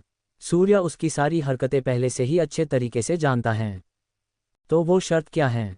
सूर्या बड़े आराम से पूछता है। जीविका को लगता है कि अब बकरा जाल में फंस गया है, इसलिए वो अपनी कातिल अदाएं दिखाते हुए सूर्या के और भी करीब जाने लगती हैं। शर्त यह है कि तुम्हें मुझे किश करना होगा, और वो भी सभी के सामने। जब तक तुम मुझे किश नहीं करोगे तब तक ना तो तुम अंदर जा पाओगे और ना ही ये लड़के जो इन देर से यहाँ पे खड़े हैं। जीविका कहती हैं और उन लड़कों की तरफ नजर मारती हैं। सब लड़के जीविका की शर्त सुनकर हक्का बक्का हो जाते हैं। वो सभी लड़के जानते हैं कि जीविका काफ़ी नकचढ़ी और गुस्सैल और साथ ही साथ काफ़ी अमीर भी हैं, पर उसने कभी भी किसी लड़के को किश तो क्या देखा था नहीं है ठीक से, पर आज वो जीविका इस लड़के को उसको सबके सामने किश करने को कह रही थी। नहीं, मैं तुम्हें किश नहीं कर सकता, मेरी गर्लफ्रेंड पहले से ही है और वो जल्द ही यहाँ पर पहुँचने भी वाली होगी शायद, सूर्या कहता है और पीछे लड़कियों के भीड़ में से अनाया को ढूंढने लगता है। जीविका ये सुनकर हैरान हो जाती हैं। वो इस कॉलेज में सबसे हॉट लड़कियों में से टॉप नंबर पे आती थी। उसके पीछे पूरे दिन हजारों लड़के घूमते हैं सिर्फ उससे बात करने के लिए, पर ये लड़का है कि उसको साफ साफ उसको मना कर रहा था। जीविका फिर भी हार नहीं मानती हैं और आगे बढ़कर सूर्या के गले लगने जाती हैं। सूर्या ये पहले से देख लेता है और जल्दी से दूर हो जाता है। सूर्या को अभी तक कोई पहचान नहीं पाया था कि वो असल में है कौन। जीविका पर और भी आगे जाकर सूर्या के टी शर्ट को पकड़ लेती हैं। तुम मुझे किश करो या ना करो, पर मैं तो तुम्हें किश करके ही रहूंगी, जीविका कहती हैं। वो अब अपने होठ सूर्या के होठ के पास ले जाने लगती हैं। सूर्या कोई बखेड़ा खड़ा नहीं करना चाहता था, इसलिए वो अब बस चुपचाप खड़ा हो जाता है। तभी भीड़ को चीरते हुए कई सारे हटे कट्टे आदमी आते हैं और जीविका को सूर्या से दूर करते हैं। ऐसे सूर्या से अलग होते देख जीविका छटपटाने लगती हैं। वो बहुत करीब थी सूर्या को किश करने के लिए, पर इन आदमियों के वजह से वो सूर्या को किश नहीं कर पाती हैं। सूर्या उन आदमियों के पीछे से आते हुए एक लड़के को और एक लड़की को देखता है जिनके अगल बगल में कई सारे लोग गन्स लेकर उन दोनों के साथ आ रहे थे। वंश, तुमने कितनी देर लगा दी, मैंने तुम्हें कब इशारा किया था? सूर्या कहता है। मुझे माफ़ कर दीजिए सर, वो मेरा मतलब सूर्या ब्रदर, वंश कहता है। अनाया फौरन वंश के पास से जीविका के पास जाती हैं और जीविका को घूर घूर कर देखने लगती हैं और कहती हैं, सूर्या मेरा बॉयफ्रेंड है और तुम मेरे बॉयफ्रेंड से दूर ही रहना, वरना मैं तुम्हारी वो हालत करूंगी कि जो तुम कभी सोच भी नहीं सकती हो। एपिसोड 16 कैसा लगा मेरा सरप्राइज? सूर्या अपने क्लास में जा रहा होता है, पर जीविका दरवाजे पर ही सूर्या को रोककर उसको किश करने की कोशिश करने लगती हैं, पर फिर कुछ ही देर में वंश और अनाया भी वहां पर पहुंच जाते हैं। अनाया जीविका को अभी के लिए सिर्फ वार्निंग ही देती हैं। अनाया, ऐसे लोगों से मुंह लगना बंद करो और चलो क्लास में चलते हैं, वंश तुम भी चलो, सूर्या कहता है। उसकी बात सुनकर वंश उसके पास चला जाता है। अनाया जीविका के ऊपर उंगली पॉइंट करके सूर्या से दूर रहने के लिए कह रही होती हैं। तीनों क्लास के अंदर उन लड़कियों को हटाकर चले जाते हैं। जीविका और उसकी सारी दोस्त तो बस अनाया को ही देख रही थी। उन लोगों का मुंह ही नहीं खुल रहा था अनाया के सामने। लगभग सभी लड़के अनाया की खूबसूरती में खो गए थे। जीविका, ये तो अनाया घोष है ना? हाँ, वो अनाया घोष ही है। मुझे तो यकीन ही नहीं हो रहा कि मैं सोशल मीडिया की सुपरस्टार से मिल रही हूँ। जीविका की फ्रेंड्स आपस में ही बात करती हैं। जीविका ने अनाया के मुंह से उसके बॉयफ्रेंड का नाम सूर्या सुना था। क्लास के अंदर तीनों चले जाते हैं। सूर्या की नज़र अंदर जाते ही रोहन पे जा टिकती हैं। रोहन नकुल के साथ और भी कई दोस्तों के साथ बात कर रहा था और कुछ कुछ बातों पे है भी रहा था। अनाया और वंश के उनके बॉडीगार्ड्स भी अंदर आ जाते हैं और अनाया के पीछे खड़े हो जाते हैं। तुम दोनों मेरे शीट के अगल बगल बैठ जाओ, मैं अभी आता हूँ, सूर्या कहता है और वहां से आगे जाने लगता है, पर अनाया सूर्या का हाथ पकड़ लेती हैं। अब तुम कहाँ जा रहे हो? चलो मैं भी तुम्हारे साथ ही चलती हूँ, वरना फिर किसी मुसीबत में तुम पड़ जाओगे, अनाया कहती हैं। सूर्या अपना सर ठीक है मैं हिला देता है। अनाया के साथ उसके पीछे उसके बॉडीगार्ड्स भी आते हैं। सूर्या रोहन और नकुल के ग्रुप के पास पहुंच जाता है। वहां पर काफ़ी लड़के होने की वजह से नकुल और रोहन की नज़र सूर्या के ऊपर नहीं जाती हैं। सूर्या आगे जाकर रोहन के कंधे पे हाथ रखता है और उसको मुस्कुरा के देखने लगता है। जब रोहन देखता है कि उसके कंधे पे किसी ने अपना हाथ रखा है तो वो घूमकर देखता है। कौन है? रोहन बिना पीछे घूमकर देखे बिना कहता है। रोहन, देख तो सही कौन है, क्यों पहचाना नहीं क्या तूने मुझे? सूर्या बड़े मस्त अंदाज में रोहन से पूछता है। और तू ये बता, तूने कोई अच्छी नौकरी करनी शुरू कर दी है क्या? इतना महंगा कपड़ा पहना हुआ है, सूर्या कहता है। सूर्या के बात करने के तरीके से रोहन पहचान लेता है कि ये कोई और नहीं सूर्या ही हैं। रोहन उसको अपने सामने सही सलामत और जिंदा देख उसका गला सूख जाता है और वो कुछ भी बोलने की हालत में नहीं होता है। नकुल भी सूर्या को जिंदा देखकर हैरान होता है। सूर्या जिंदा कैसे हैं? इसको तो मेरे लड़कों ने मेरे सामने जान से मारा था और तालाब में भी तो फेंक दिया था, तो ये अभी तक जिंदा कैसे हैं? ये हो कैसे सकता है? नकुल मन ही मन कहता है। अब उसका गाला भी सूखने लगता है। सूर्या उन दोनों का ऐसा चेहरा देख बहुत खुश होता है। तभी अनाया आगे आती हैं और सूर्या से पूछती हैं, सूर्या ये तुम्हारे फ्रेंड्स हैं क्या? मुझे तो कभी मालूम ही नहीं था कि तुम्हारे यहाँ पर भी दोस्त होंगे। अनाया कहती हैं, यस डी, ये दोनों मेरे बहुत अच्छे दोस्त हैं। ये दोनों मेरे इतने ज़्यादा अच्छे दोस्त हैं कि ये दोनों ही मेरे लिए अपनी जान तक दे सकते हैं। क्यों नकुल, मैंने सही कहा ना? सूर्या कहता है और नकुल से पूछता है। नकुल के मुंह से तो आवाज़ ही निकल नहीं रही थी। क्लास में जितने भी लड़के थे सभी की नज़र अनाया पे चली जाती है। वो सब एक पल भी अनाया को पहचानने में नहीं लगाते हैं। मिस अनाया, क्या आप मुझे अपना ऑटोग्राफ दे सकती है? मैं आपका बहुत बड़ा फ़ैन हूँ। अनाया मैम, मुझे भी प्लीज़ अपना ऑटोग्राफ दे दीजिए। मुझे भी मिस अनाया। कई सारे लड़के भागते हुए अनाया के पास उसका ऑटोग्राफ लेने के लिए आने लगते हैं, पर अनाया के बॉडीगार्ड्स पहले ही उन लोगों को सूर्या और अनाया तक पहुंचने से रोक देते हैं। सूर्या नकुल के कान के पास जाकर उसको धीरे से कहता है, नकुल भाई वो क्या है, मेरा इतने जल्दी मरने का मन नहीं था, इसलिए मैंने चलो मैं पुनर्जन्म ले लेता हूँ और देखो मैं आ गया। क्यों, कैसा लगा मेरा सरप्राइज? सूर्या कहता है। नकुल तो बस खड़ा होता है किसी पुतले की तरह। उसकी तो बिल्कुल भी हिम्मत नहीं हो रही थी आगे सूर्या से कुछ कहने की। सूर्या रोहन के कान के पास भी जाता है। I am back my friend, Surya कहता है और पीछे अनाया के पास आ जाता है। सूर्या तो बस अब जल्दी से जल्दी उन दोनों को सजा देना चाहता था, पर वो खुद पर काबू करके सही वक्त को लाने का प्लान बनाता है। दरवाजे के बाहर से तेजी में जीविका अंदर आती हैं और सारे लड़कों को पीछे छोड़कर सूर्या के पास जा पहुंचती हैं। सूर्या के पास पहुंचने से पहले ही कई बॉडीगार्ड्स जीविका को रोक देते हैं, जिसके वजह से वो आगे नहीं जा पाती हैं। सूर्या, तुम एक बहुत बड़े सच से वाकिफ नहीं हो। मुझे तुमसे वो सच कहना, इसलिए तुम मुझसे सिर्फ 5 मिनट के लिए बात कर लो, इससे ज़्यादा मैं तुम्हारा समय नहीं लूंगी। जीविका कहती हैं। सूर्या सोचता है पर वो जीविका की हरकतों से वाकिफ था, इसलिए वो उसको इग्नोर कर देता है। बॉडीगार्ड्स जीविका को खींचकर बाहर ले जाते हैं।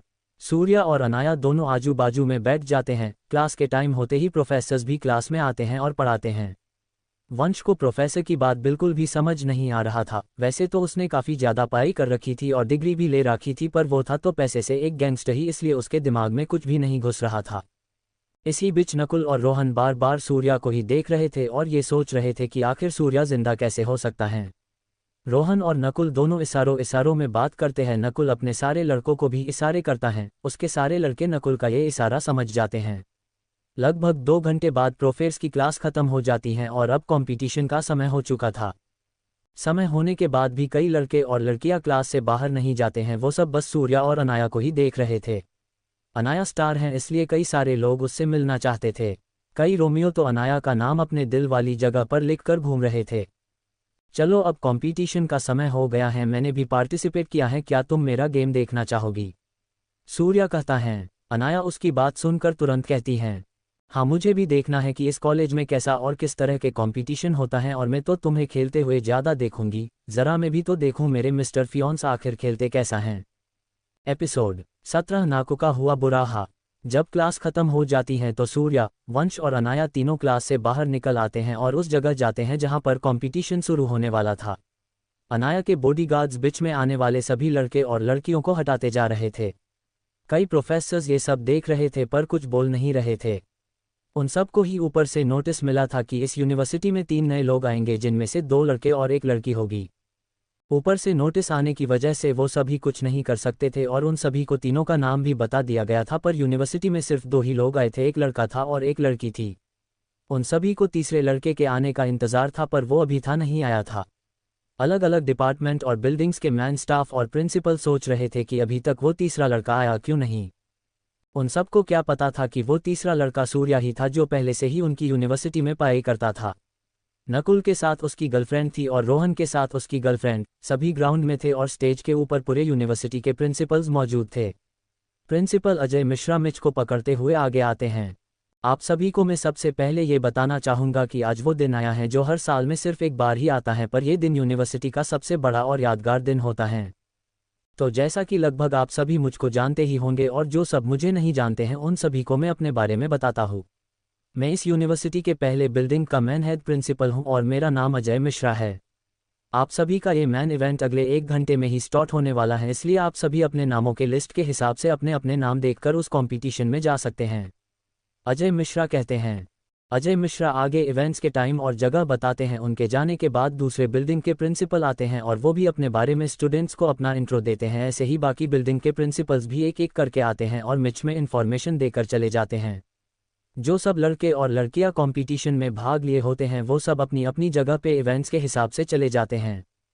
अनाया, मेरा रेसिंग कंपटीशन उधर उस रेसिंग ट्रैक पर है, मैं रेडी होकर आता हूँ, तुम वहां पर पहुंचो, ठीक है, और वंश तुम भी वहीं पर मुझे मिलना। सूर्या कहता है ठीक है, पर तुम जल्दी आना, मैं और वंश तुम्हारा वहां पर वेट करेंगे। अनाया कहती हैं। दोनों फिर उस रेसिंग ट्रैक पे चले जाते हैं। सूर्या भी वहां से निकलकर ड्रेस चेंजिंग रूम में चला जाता है। अंदर जाने के बाद वो देखता है कि वहां पर नकुल और रोहन भी मौजूद होते हैं कई लड़कों के साथ। वो लड़के वही होते हैं जिन्होंने ने पहले सूर्या को जान से मार डाला था। सूर्या ये नहीं समझ पाता है कि आखिर रोहन कैसे नकुल के साथ मिल सकता है। सूर्या के अंदर जाते ही वो सारे लड़के और नकुल और रोहन सूर्या को देखने लगते हैं। उन सभी के चेहरों पर खतरनाक मुस्कान होती है, पर सूर्या को कोई भी फर्क नहीं पड़ता है। वो सीधा कपड़े बदले के लिए रूम में के अंदर जाने के लिए दरवाजे को खोलता है। उसके दरवाजे के खोलने के साथ ही उसके कंधे पे एक हाथ आता है। सूर्या उस हाथ को देखता है। वो सिर्फ हाथ को ही देखकर समझ जाता है कि वो नकुल है जिसने उसके कंधे पे हाथ रखा हुआ है। सूर्या, तू पिछली बार पता नहीं कैसे बच गया, पर इस बार तू बिल्कुल नहीं बचेगा, क्योंकि इस बार तुझे हम खत्म करने के बाद तेरे बॉडी को हम अपने पास ही छुपा कर रखेंगे जब तक तेरी बॉडी पूरी तरह से सड़ नहीं जाएगी। नकुल कहता है। सूर्या पीछे मुड़ता है और नकुल को अपनी ठंडी नज़रों से उसके आंखों में झांकता है। सूर्या का ऐसा करना अब नकुल को अंदर से डरा रहा था, क्योंकि सूर्या बिल्कुल ही बदला बदला सा लग रहा था। सूर्या के कपड़े, उसका स्टाइल, उसका शरीर सब अलग ही लग रहा था। नकुल को अपने कान में अचानक से दर्द होने लगता है। वो अपने हाथ से कान को छू कर देखता है तो उसको अपने रिगत साइड का कान बिल्कुल भी महसूस नहीं होता है। जब वो अपना हाथ हटाकर देखता है तो उसके हाथ में खून लगा होता है जो उसके कानों से ही बह रहा होता है। ख खून, मेरे कान से खून बह रहा है। नकुल बौखला उठता है। उसको बहुत ही ज़्यादा दर्द का एहसास होता है। उसका ये हाल सूर्या करता है। जब नकुल उससे बातें कर रहा था तभी सूर्या काफ़ी फुर्ती से नकुल के कान पे एक चमाता दे मारता है, जिसका एहसास नकुल को शुरुआत में नहीं होता है, क्योंकि उसका कान तभी सुन्न पड़ जाता है।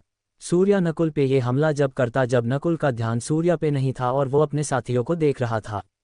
नकुल का ऐसा हाल देखकर उसके साथ के सारे लड़के सूर्या को मारने के लिए आगे बढ़ते हैं, पर अयन अपनी उंगली दिखाकर उन सभी को अपनी जगह पर ही रोक देता है। देखो मेरा अभी तुम सब से लड़कर अपनी एनर्जी को वेस्ट करने का कोई भी इरादा नहीं है, इसलिए तुम सब मेरे साथ फिर कभी खेलने आना, तब मैं तुम सभी के साथ बड़े आराम से खेलूंगा। और अगर तुम सब नहीं माने तो तुम सब ने जिस कंपटीशन में पार्टिसिपेट लिया है वो कंपटीशन नहीं खेल पाओगे, इसलिए तुम लोग एक बार सोच सकते हो। सूर्या कहता है। सूर्या की बातें उन लड़कों को बचकानी लगती हैं और वो सभी लड़के सूर्या को देखकर हंसने लगते हैं। वो सब सोचते हैं कि ये अकेला लड़का हम सभी को धमकी दे रहा है, ये जानकार भी कि वो अकेला है और हम इतने सारे। सूर्या पर कोई रिएक्शन नहीं देता है और वो बस अपने दोनों हाथों को फोल्ड करके सीधा खड़ा रहता है। तुम सब बस हंसते ही रहोगे या फिर इसका हाथ पैर भी तोड़ोगे? तुम सबको दिख नहीं रहा है क्या? नकुल जमीन पे दर्द से चिल्ला रहा है। रोहन कहता है। रोहन इतना कहने के बाद कुछ लड़कों के साथ नकुल को वहां से ले जाता है। जाने से पहले वो एक बार सूर्या को देखता है। रोहन के चेहरे पे सूर्या के लिए बेचारे जैसा फीलिंग आने लगता है। रोहन फिर नकुल को लेकर के वहां से निकल जाता है। चलो रे, बहुत हो गया तमाशा, अब जल्दी से इसको ख़त्म करके चलते हैं, वरना हमें फिर यहाँ पर कोई देख लेगा। उन लड़कों में से एक लड़का आगे आते हुए कहता है। उस लड़के के हाथ में हॉकी होता है। वो उस हॉकी को बड़े आराम से देख रहा था। वो लड़के फिर तेजी से आगे सूर्या की तरफ आगे बढ़ते हैं, उसको एक बार फिर जान से मारने के लिए। जब सूर्या उन लड़कों को एक्शन में आते हुए देखता है तो वो अपने गर्दन और हाथ को चटकाते हुए कहता है, ठीक है चलो फिर, जब तुम सब ने मन बना ही लिया है अपना हाथ पैर तुड़वाने के लिए तो मैं कर भी क्या सकता हूँ। Episode 18 Surya gave a chance to kill him. Surya Nakul का काफ़ी बुरा हाल कर चुका होता है। रोहन नकुल को लेकर चला जाता है। नकुल के जो लड़के होते हैं वो सूर्या को मारकर नकुल का बदला लेने के लिए आगे बढ़ते हैं। सूर्या भी अपने शरीर को चटकाने लगता है। सूर्या भी रेडी हो जाता है। वो सभी लड़के फिर सूर्या को मारते हैं। एक लड़का सूर्या को मारने के लिए अपने हॉकी को सीधे उसके सिर की तरफ घुमाता है, पर सूर्या नीचे झुककर आराम से उस हमले से बच जाता है। सूर्या अपने हाथ का इस्तेमाल सिर्फ हमलों से बचने के लिए कर रहा था, वो किसी को अपने हाथों से मार नहीं रहा था। नीचे झुककर बचने के बाद वो दूसरे साइड हो जाता है। अब एक साथ काफ़ी सारे लड़के सूर्या को मारने के लिए आते हैं। सूर्या के ऊपर वो सभी एक के बाद एक अपने हॉकी स्टिक से हमला करने लगते हैं, जैसा उन्होंने पहले किया था सूर्या को मारने के लिए, और उस समय सूर्या मर भी चुका था, पर इस बार उनकी ये चाल काम नहीं आने वाली थी। सूर्या अपने हाथ पैर चलाकर उन सभी हमलों को नाकाम कर रहा था, और वो कई लड़कों के हॉकी पे अपने हाथ मारकर उनके हॉकी स्टिक्स को भी तोड़ देता है। सूर्या अब काफ़ी उन सबके के साथ खेल चुका था और अब उसको रेस के लिए लेट भी हो रहा था। वो अब जल्दी से इस खेल को ख़त्म करना चाहता था। अरे यार, मुझे तुम सबके साथ ये खेल खेलने में बिल्कुल भी मज़ा नहीं आ रहा है और मुझे लेट भी हो रहा है मेरे रेस के लिए, इसलिए क्यों न मैं ही इस खेल को जल्दी ख़त्म कर दूँ, सूर्या ने कहा। वो लड़के सूर्या की बात से और भी ज़्यादा इरिटेट हो जाते हैं और सभी लड़के सूर्या के ऊपर उसको ख़त्म करने के लिए टूट पड़ते हैं। सूर्या पहले लड़के के हाथ को झट से पकड़ लेता है और मरोड़ देता है। वो लड़का दर्द से चिल्ला उठता है। सूर्या फिर दूसरे लड़के को एक लात मारता है। वो लड़का दूर जाकर गिरता है और बेहोश हो जाता है। फिर वो तीसरे लड़के के हाथ पे अपना एक हाथ मारता है, जिससे उस लड़के के नसें फैल जाती हैं और वहाँ से खून निकलने लगता है। तभी एक लड़के चुपके से मौका मिलते ही सूर्या के सिर पे अपने हॉकी से दे मारता है। हॉकी स्टिक सूर्या के सिर से टकराते ही वो हॉकी स्टिक दो टुकड़ों में बट जाता है और टूट जाता है, पर सूर्या के सिर से एक खून का कतरा भी नहीं निकलता है। सूर्या पीछे मुड़कर उसको लड़के को बड़ी मस्ती भरी आंखों से देखता है। क्या भाई, ये तू क्या कर रहा है? तू मुझे पीछे से मार रहा है? चल ठीक है, मैंने माना तू मुझे पीछे से मारता है, पर तुझे अपने साथ कोई अच्छी हॉकी तो लानी चाहिए थी ना। ये देख, मुझे तो कुछ भी नहीं हुआ। चल ठीक है, मैं इस खेल को और भी ज़्यादा मज़ेदार बना देता है। मैं तुम सभी को हॉकी स्टिक देता हूँ, ठीक है? तुम सभी को मुझे उस हॉकी से मारना है और पूरी कोशिश करना कि तुम्हारा हमला खतरनाक होना चाहिए। मैं इस बीच बस सीधा खड़ा रहूँगा और कुछ भी नहीं करूँगा। अगर मैं तब भी जिंदा बच गया तो तुम सब शायद जिंदा ना बचो, इसलिए थोड़ा ध्यान से मुझ पर हमला करना, सूर्या ने कहा। उसकी बात सुन उन सभी लड़कों का गाला सूख जाता है और डर से कांप जाते हैं, क्योंकि उन सभी ने अयन के ताकत को इतने देर में अच्छे से परख लिया था। सूर्या अपने हाथों में हॉकी स्टिक्स पकड़कर उन लोगों को देते हुए कहता है, ये लो और मारो जल्दी, वैसे भी मेरे पास ज़्यादा समय नहीं है। और इतना उदास सा चेहरा मत बनाओ, देखो मैंने तुम सभी को कितना अच्छा चांस दिया है मुझे ख़त्म करने का, और सोचो मत और जल्दी से मुझे मारना शुरू करो, सूर्या ने कहा। वो सभी लड़के हॉकी को उठा लेते हैं और बिना कोई देरी किए सूर्या पे हमला करने जाते हैं, क्योंकि उन्हें पता है अगर सूर्या का मूड स्विंग हो गया तो शायद ही कोई सूर्या की कहर से फिर वो सब बच पाएंगे। सारे लड़के सूर्या के शरीर पे अपने हॉकी से हमला करने लगते हैं। कई लड़कों के हॉकी टूट चुके थे। कोई सूर्या के सिर पे अपने हॉकी से मार रहा तो कोई उसके बाजू पे, तो कोई उसके जांघ और उसके पैरों पे अपने हॉकी से मार रहा था, तो कोई उसके पेट और पीठ पे मार रहा था। सूर्या फिर भी बस आराम से सीधा खड़ा था, उसको कुछ ज़्यादा फर्क नहीं पड़ रहा था। जब लगभग सभी के हॉकी टूट चुके होते हैं तो उनमें से एक लड़का सूर्या के दोनों पैरों के बीच में अपने हॉकी से मारने की कोशिश करता है। ये देख झट से सूर्या अपना हाथ आगे लाता है और उस हॉकी को पकड़ लेता है। यार, ये क्या कर रहा है? एक बार मारने से पहले थोड़ा सोच तो लिया कर भाई। अभी तो मेरी शादी भी नहीं हुई, मेरे बच्चे भी नहीं हुए, और तू अभी से ही मेरे घर को उजाड़ने में लग गया। मैंने तो अभी ज़्यादा कुछ मज़े भी नहीं किए हैं। खैर छोड़ो इन बातों को, अब वैसे भी मेरी बारी है तो मैं शुरू हो जाता हूँ, सूर्या ने कहा। वो उस हॉकी को पकड़कर अब उल्टा उन लड़कों पे ही बरसाने लगता है।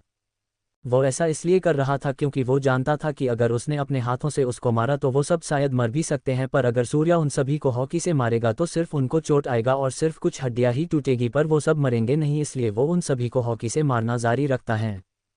सूर्या उन लड़कों को कुछ ही देर में मार मार कर बुरा हाल कर देता है। सूर्या के हाथ में जो हॉकी होता है वो भी अब टूट चुका होता है। वो सभी लड़के दर्द से अलग अलग जानवरों की तरह आवाज़ निकाल रहे थे। कोई अपनी मम्मी को याद करता तो कोई अपने पापा को, तो कोई अपनी गर्लफ्रेंड को याद करता तो कोई होने वाली अपनी वाइफ को। उन सभी की इस हरकत से सूर्या को हंसी आ जाती है। वो जल्दी से टाइम देखता है और कपड़े चेंज करके रेसिंग ट्रैक के लिए निकल जाता है। वहां पहुंचने के बाद वो देखता है कि रेसिंग ट्रैक के अगल बगल बहुत ही ज़्यादा भीड़ थी और वो सब अलग अलग प्लेयर्स के नाम लेकर चिल्ला भी रहे थे और उनको चीयर भी कर रहे थे। सूर्या जल्दी से रेसिंग ट्रैक पे पहुंच जाता है जहां पे रोहन और बाकी के प्लेयर्स पहले से ही मौजूद थे। अनाया और वंश सूर्या को वहां पे देख वो दोनों भी उसके लिए आवाज़ लगाना शुरू कर देते हैं। सूर्या सूर्या सूर्या सूर्या, वो मुझे पता है तुम ही जीतोगे, मुझे तुम पर पूरा भरोसा है। Episode 19 the audience is in full swing. Surya उन सभी लड़कों को अच्छा सबक सिखा देता है। सूर्या के रेसिंग ट्रैक पे आने के बाद और भी ज़्यादा शोर हो जाता है। कई सारे लोग अब सूर्या के लिए भी चीयर करने लगते हैं। दूसरे तीसरे और बाकी बिल्डिंग्स के स्टूडेंट्स भी सूर्या को चीयर करते हैं। वो सब उसको जानते नहीं हैं, पर फिर भी वो सब सूर्या के लिए चीयर्स कर रहे होते हैं। बल्कि पहले बिल्डिंग्स के स्टूडेंट्स सूर्या के लिए चीयर नहीं कर रहे थे। वो सभी सूर्या को कुछ खास पसंद नहीं करते हैं, क्योंकि सूर्या गरीब हैं। वो सब बस सूर्या से अपना काम निकलवाते थे और उसको पैसे देकर भूल जाते थे। सूर्या, ये रेस तुम ही फिनिश करना, तुम सबसे बेस्ट हो सूर्या, हरा दो सबको। ये आवाज़ जीविका की होती हैं। जीविका भी सूर्या को चीयर करती हैं। जब से जीविका को पता चलता है कि सूर्या इतना ज़्यादा हैंडसम और कूल है, तब से जीविका सूर्या को पाने के लिए अब सब कुछ करने के लिए रेडी थी। उसने कई बार अपने भाई और बाकी स्टूडेंट्स से भी सूर्या के बारे में सुना था, पर उसको कभी देखी नहीं थी। सूर्या के कपड़े और उसके लुक से जीविका इतना तो समझ गई थी कि सूर्या के पास भी काफ़ी पैसा है। वो सूर्या को पाना चाहती हैं, पर अभी उसके बीच में सबसे बड़ी रुकावट अनाया है, जिसको वो किसी भी हालत में हटाना चाहती हैं। अनाया जीविका को भी सूर्या के लिए चीयर करते देख उसके दिमाग में जीविका के लिए गुस्सा बढ़ने लगता है। रोहन के लिए उसकी गर्लफ्रेंड चीयर नहीं कर रही थी। सूर्या इस बात को नोटिस कर लेता है। रोहन की गर्लफ्रेंड अनन्या वहाँ पे मौजूद तो होती हैं, पर वो किसी भी प्लेयर को सपोर्ट नहीं कर रही थी। ये बात सूर्या को कुछ अजीब लगती है, पर वो उधर ज़्यादा ध्यान ना देते हुए सिर्फ रेसिंग पे ही फोकस करता है। ये रेस मेरे 3 तक गिनती के साथ ही शुरू हो जाएगा। इस रेस के फिनिश लाइन पे आप सभी को एक एक रंग बिरंगा डंडा दिया जाएगा। आप सभी को उस डंडे को लेकर के इस रेसिंग ट्रैक के 2 लैप्स पूरे करने होंगे। हर एक लैप पूरा होने पे आपको भारी और वजनदार चीज़ें पहनने को दिया जाएगा और वो वजन लैप के हिसाब से बढ़ता भी जाएगा। आखिर जो अपना डंडा लेकर उस भारी वजनदार चीज़ों के साथ फिनिश लाइन तक पहुंच जाता है, वो इस रेस का विजेता होगा। अगर किसी प्लेयर ने भी अपने हाथ से डंडे को गिराया तो वो रेस से जाएगा। इसलिए आप सभी को इस बात का भी ध्यान रखना पड़ेगा कि आप सभी के हाथ से वो डंडा किसी भी हालत में नीचे ना गिर सके। ठीक है, ती अब रेस को शुरू करते हैं, अनाउंसर कहता है। इतना कहने के बाद वो रेस को शुरू करता है। सभी प्लेयर्स अपनी पोजीशन ले लीजिए। Okay, get set. सब कुछ अनाउंस हो रहा होता है और प्लेयर्स अपनी पोजीशन लेकर रेडी भी हो जाते हैं। जब अनाउंसर आखिरी के 3 गिनती गिन रहा होता है और वहाँ पे देखने वाली सभी ऑडियंस भी गिनती फुल जोश से भरकर गिनने लगती है। 3, 2, 1, गो। गिनती के खत्म होते ही सारे खिलाड़ी अपनी सारी गति लगाकर भागना शुरू कर देते हैं। रोहन स्पोर्ट्स में अच्छा था, इसलिए वो एक के बाद एक खिलाड़ी को पीछे छोड़कर आगे बढ़ते जा रहे थे। उस रेस में कई अन्य कॉलेज से भी खिलाड़ी रेस में पार्टिसिपेट किए थे। बाकी कॉलेज के खिलाड़ी भी अपनी तेज गति से काफ़ी खिलाड़ी को पीछे छोड़कर आगे बढ़ते जा रहे थे। सूर्या अपनी ज़्यादा तेज़ी नहीं दिखा रहा था, क्योंकि वो रूल्स को अच्छे से समझ चुका था। जब उसके पास रंग बिरंगे डंडे आएंगे तो उसके साथ ही उसको वजनदार चीज़ें भी पहनने को मिलेगा, जिसके वजह से शायद वो थक भी सकता है। इसलिए वो अपनी एनर्जी को बचा रहा होता है। जबकि बाकी के खिलाड़ी ऐसा बिल्कुल भी नहीं सोच रहे थे। वो सब तो बस जल्दी से जल्दी रेस को ख़त्म करना चाहते थे। सूर्या को जब काफ़ी सारे खिलाड़ी पीछे छोड़ देते हैं तो ऑडियंस चिंता में पड़ जाती हैं। वो सोचने लगते हैं कि एन इतना पीछे कैसे हो गया। अनाया और जीविका को भी टेंशन होने लगता है। उन सब में से कोई भी सूर्या की स्ट्रैटेजी को नहीं समझ पा रहा था, सिवाय वंश के। सूर्या सर, मुझे पता है शायद कि आप क्या करने का सोच रहे हैं। ये बिल्कुल सही है, आप अपनी एनर्जी बचा रहे हैं ताकि अगले लेप्स के लिए आप थके ना। आप सच में सर बहुत चालाक हैं, वंश मन ही मन खुद से कहता है। अब काफ़ी सारी ऑडियंस सूर्या को चीयर करना बंद कर देती हैं। वो सब अब रोहन को चीयर करने लगते हैं। बाकी कॉलेजों के टीचर, प्रिंसिपल्स भी रोहन का खेल देख रहे थे, पर उनके प्लेयर्स भी किसी से कम नहीं थे। रोहन अपना लेप स्टार्ट करने के लिए वो डंडा ले लेता है। कुछ लोग जल्दी जल्दी रोहन को उसके पैर में कुछ भारी लोहे के कवच जैसा पहनाने लगते हैं और उसके हाथ में भी ऐसा ही कुछ पहनाते हैं। कई सारे खिलाड़ी जब वो डंडे लेकर अपने पहले लैप को पूरा करने के लिए निकल जाते हैं, तब जाकर सूर्या भी उस डंडे को ले लेता है और भारी भारी चीज़ें भी पहन लेता है। सूर्या जो टी शर्ट पहना होता है उसको वो भागते भागते ही उतार देता है और उसको फाड़कर अपने पीठ पे बांध लेता है। उसको पता है कि अगर ये डंडा नीचे गिरा तो वो हार सकता है, इसलिए वो पूरी सावधानी के साथ ही हर कदम ले रहा था। उस डंडे के बंध जाने के बाद वो अब असली खेल दिखाने के लिए रेडी हो जाता है। चलो बहुत हो गया टाइम पास, अब असली रेस कर लेता हूँ। वैसे भी मुझे ये वज़न कुछ खास भारी नहीं लग रहे हैं। अब खेल में अपने कदम से सबको हक्का बक्का करने का समय आ गया है, सूर्या ने कहा। सूर्या अब बिल्कुल सीरियस हो जाता है और अपना नया भागने का पोजीशन लेता है। वंश ये देख समझ जाता है कि अब सूर्या इस रेस में वापस आने वाला है। सूर्या अब अपने शरीर का 20% एनर्जी इस्तेमाल करता है और तेज़ी से भागना शुरू कर देता है। अब उसकी भागने की रफ्तार काफ़ी तेज़ हो चुकी होती है। वो अब एक एक कर सभी खिलाड़ियों को ओवरटेक करते हुए आगे बढ़ते जा रहा था। उसकी तेज़ी सभी कॉलेजों के प्रिंसिपल्स देख रहे थे। ये तो वही लड़का है जो अभी कुछ देर पहले सबसे पीछे था इस रेस में। हाँ, आपने बिल्कुल सही कहा, वो वही लड़का है। पर ये इतना तेज़ कैसे भाग रहा है? ये लड़का तो काफ़ी जल्दी कई खिलाड़ियों को पीछे छोड़कर आगे बढ़ते जा रहा है। हाँ, ये सोचने वाली बात है, जबकि इसने लोहे के वजनदार कवच भी पहने हुए। कई प्रिंसिपल्स और टीचर्स आपस में सूर्या के बारे में बातें करने लग जाते हैं। सूर्या को वापस रेस में आते देख एक बार फिर काफ़ी शोर होने लगता है। उन सभी को अब काफ़ी मज़ा आ रहा था ये रेस देखने में। सूर्या दिल्ली के काफ़ी ज़्यादा जाने माने कॉलेज में से एक कॉलेज के सबसे बड़े खिलाड़ी के पास पहुंच जाता है। वो लड़का सूर्या को अपने पास देख हैरान होता है और खुद से ही कहता है, ये तो वही लड़का है जो बहुत पीछे था, पर ये इतनी जल्दी यहाँ तक कैसे पहुंच गया? कहीं इस लड़के ने भी मेरे जैसा ही स्ट्रैटेजी तो नहीं बनाया था? देखने से तो बिल्कुल ऐसा ही लगता है। पर यह नामुमकिन है कि कोई इतने पीछे से इतने आगे तक पहुंच सके। आखिर ये खिलाड़ी कौन हो सकता है? एपिसोड 20 रेस का विनर। सूर्या काफ़ी जल्दी कई खिलाड़ियों को पीछे छोड़ आगे निकल जाता है। वो एक जाने माने और नामी कॉलेज के स्टूडेंट के साथ अब रेस कर रहा था। नितिन गोस्वामी अपने कॉलेज का नंबर 1 रेसर रह चुका है और उसने काफ़ी मेडल्स भी जीत रखे हैं। नितिन रेस में अपनी स्ट्रैटेजी के वजह से और हेल्थ के वजह से जाना जाता है, पर उसने ठीक अपने बराबरी का ही उस रेस में एक खिलाड़ी को देखा है जो कि खुद सूर्या ही हैं। सूर्या अब ठीक नितिन के बराबर ही आ चुका था और ठीक उसके बगल में ही दौड़ रहा था। नितिन ने सूर्या का चेहरा अच्छे से देखकर याद कर लिया और वो भी रेस में अपने पैर जमाने के लिए अपने भागने की रफ्तार बढ़ा देता है। सूर्या की नज़र भी अब नितिन पे चली जाती है। जब नितिन काफ़ी दूर तक सूर्या के साथ ही रहता है तो ये लड़का कौन है? मुझे अच्छी टक्कर दे रहा है, देखने से तो काफ़ी एनर्जेटिक प्लेयर लग रहा है। हाँ, सिर्फ मैं ही थोड़ी ना सबसे बेस्ट रहूँगा, मुझसे भी तो बेस्ट होंगे ही। सूर्या मन ही मन खुद से कहता है। नितिन भी काफ़ी शॉकड था क्योंकि नितिन अपनी काफ़ी जान लग रहा था, फिर भी सूर्या को पीछे नहीं कर पा रहा था। उन दोनों से ही कुछ दूर पे रोहन दौड़ रहा होता है और सेकंड लैप के काफ़ी करीब भी होता है। सूर्या और नितिन जल्द ही रोहन के करीब भी पहुंच जाते हैं। रोहन का बुरा हाल हो चुका था उस वजन के साथ भागते भागते। सूर्या इतनी जल्दी मेरे पास पहुंच गया और उसके साथ ये लड़का कौन है जो ठीक उसके बराबर ही भाग रहा है? मैं अब थक गया हूं, पर सूर्या को मुझसे जीतने तो बिल्कुल नहीं दूंगा। इतना सोच रोहन अब अपनी पूरी जान लगाकर अपनी स्पीड और भी बढ़ा देता है। रोहन उन दोनों से फिर से आगे हो जाता है और सेकंड लैप पे भी पहुंच जाता है। वहां पहुंचने के बाद उसके ऊपर और भी ज़्यादा वजन डाल दिया जाता है। उसके बाद रोहन अपना सेकंड लैप पे भागना शुरू कर देता है।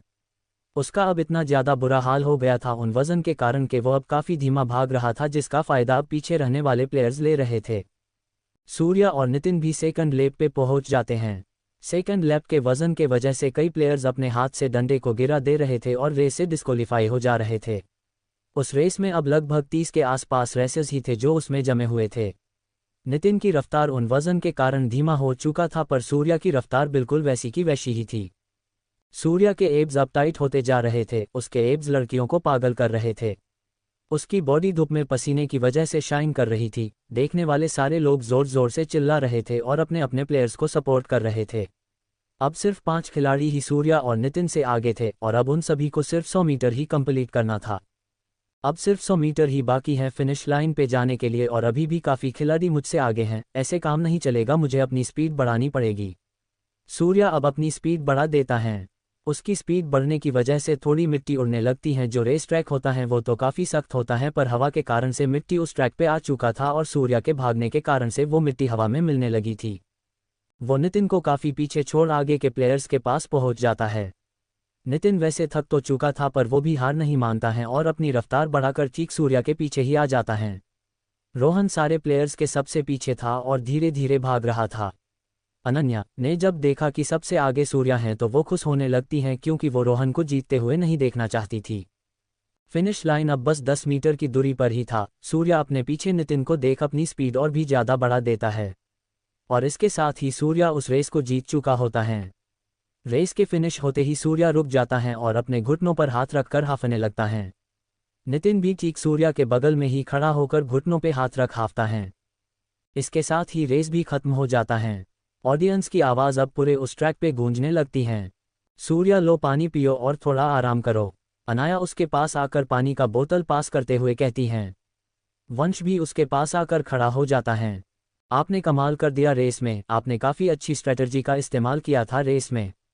मैं आपकी स्ट्रैटेजी को स्टार्टिंग में ही समझ गया था। अनाया मैम को तो लग रहा था कि आप रेस हार जाओगे, पर मुझे तो पूरा यकीन था कि आप ही जीतोगे। वंश ने कहा। अनाया, मैं ये क्या सुन रहा हूँ, तुम्हें मुझ पे यकीन नहीं था कि मैं ये रेस जीतूंगा या फिर नहीं? मुझे तुमसे तो ये उम्मीद नहीं थी, सूर्या कहता है और अपना चेहरा दूसरी तरफ कर देता है। वो अनाया से नाराज़ होने का एक्टिंग करता है। अनाया उसको नाराज़ होता देख उसके पास जाती हैं। नहीं, वंश तो झूठ बोल रहा है, मुझे पूरा यकीन था कि तुम ही जीतोगे। अनाया अपनी नज़रों से वंश को घूरते हुए सूर्या से कहती हैं। वंश अपना चेहरा किसी और साइड करके सीटी बजाता है, ऐसा दिखाता है कि जैसे कुछ हुआ ही ना हो। अनाया उसको अभी भी नाराज़ देख उसके सीने से चिपक जाती हैं। सूर्या उसको ऐसा करते देख और एक्टिंग नहीं कर पाता है और वो अपने एक हाथ से अनाया को पकड़कर उसके चेहरे को ऊपर करता है। मेरी जान, में तो मजाक कर रहा था, तुम भी ना बिल्कुल सीरियस ही हो जाती हो, सूर्या ने कहा। वो अपने नाक से अनाया के नाक पे अपना नाक रगड़ता है। बेबी ये लो वाटर, तुमने काफ़ी अच्छा किया रेस में, नितिन की गर्लफ्रेंड मोना सेट्टी नितिन को पानी देते हुए कहती हैं। नितिन पानी ले लेता है। हाँ, पर इस बार रेस नहीं जीत पाया, इस बार मेरा लगता है काफ़ी अच्छे खिलाड़ी से मुकाबला था, नितिन ने कहा। मोना की नज़र सूर्या पे ही थी और वो उसके बॉडी को ही निहार रही थी। ऐसे मोना को किसी और लड़के को निहारता देख उसको उसके सपने से बाहर निकालते हुए कहता है। मोना, तुम सूर्या के तरफ अट्रैक्ट हो रही हो लगता है, नितिन ने कहा। मोना अपने होश में आ जाती हैं और वो कहती हैं, नहीं, वो बात नहीं है, मैं तो बस उसके आसपास के बॉडीगार्ड्स को देख रही थी, ऐसा लगता है कि वो शायद काफ़ी अमीर परिवार से हैं। मोना ने बात को बदलते हुए कहा। हाँ, तुम सही कह रही हो, मुझे भी ऐसा ही लग रहा है। चलो इस अमीरजादे से और आज के इस रेस के विनर से मिलकर आते हैं, नितिन ने कहा। वो और मोना दोनों उसके पास जाते हैं। अनाया के बॉडीगार्ड्स उन दोनों को बीच में ही रोक लेते हैं। ये देख सूर्या ने कहा, आने दो उनको। उसकी बात सुन बॉडीगार्ड्स आने के लिए दे देते हैं। वो दोनों सूर्या के पास पहुंच जाते हैं और नितिन अपना हाथ आगे बढ़ाते हुए कहता है, कॉन्ग्रेचुलेशन ब्रो, मैं हूं नितिन गोस्वामी और ये है मेरी गर्लफ्रेंड मोना सेट्टी। नितिन खुद को और अपनी गर्लफ्रेंड का इंट्रो सूर्या को देता है। वंश उन दोनों का नाम जानकर परेशान हो जाता है और वो सूर्या के पास जाकर उसके कान में कहता है, सूर्या सर, आप अपना सरनेम और अनाया मैम का सरनेम उन दोनों को मत बताइए। सूर्या उसकी बात पे उससे पूछता है, पर क्यों वंश? तो दोस्तों, आखिर कहानी में आगे क्या होगा, यह जानने के लिए इस स्टोरी को सुनते रहिए सिर्फ और सिर्फ वीके नॉवल स्टोरी 2.0 चैनल पर। और अगर कहानी आप सभी को पसंद आए तो वीडियो को लाइक, कमेंट और शेयर जरूर करें। आपके एक कमेंट और लाइक से हमें स्टोरी वीडियो बनाने के लिए मोटिवेट मिलता है। धन्यवाद।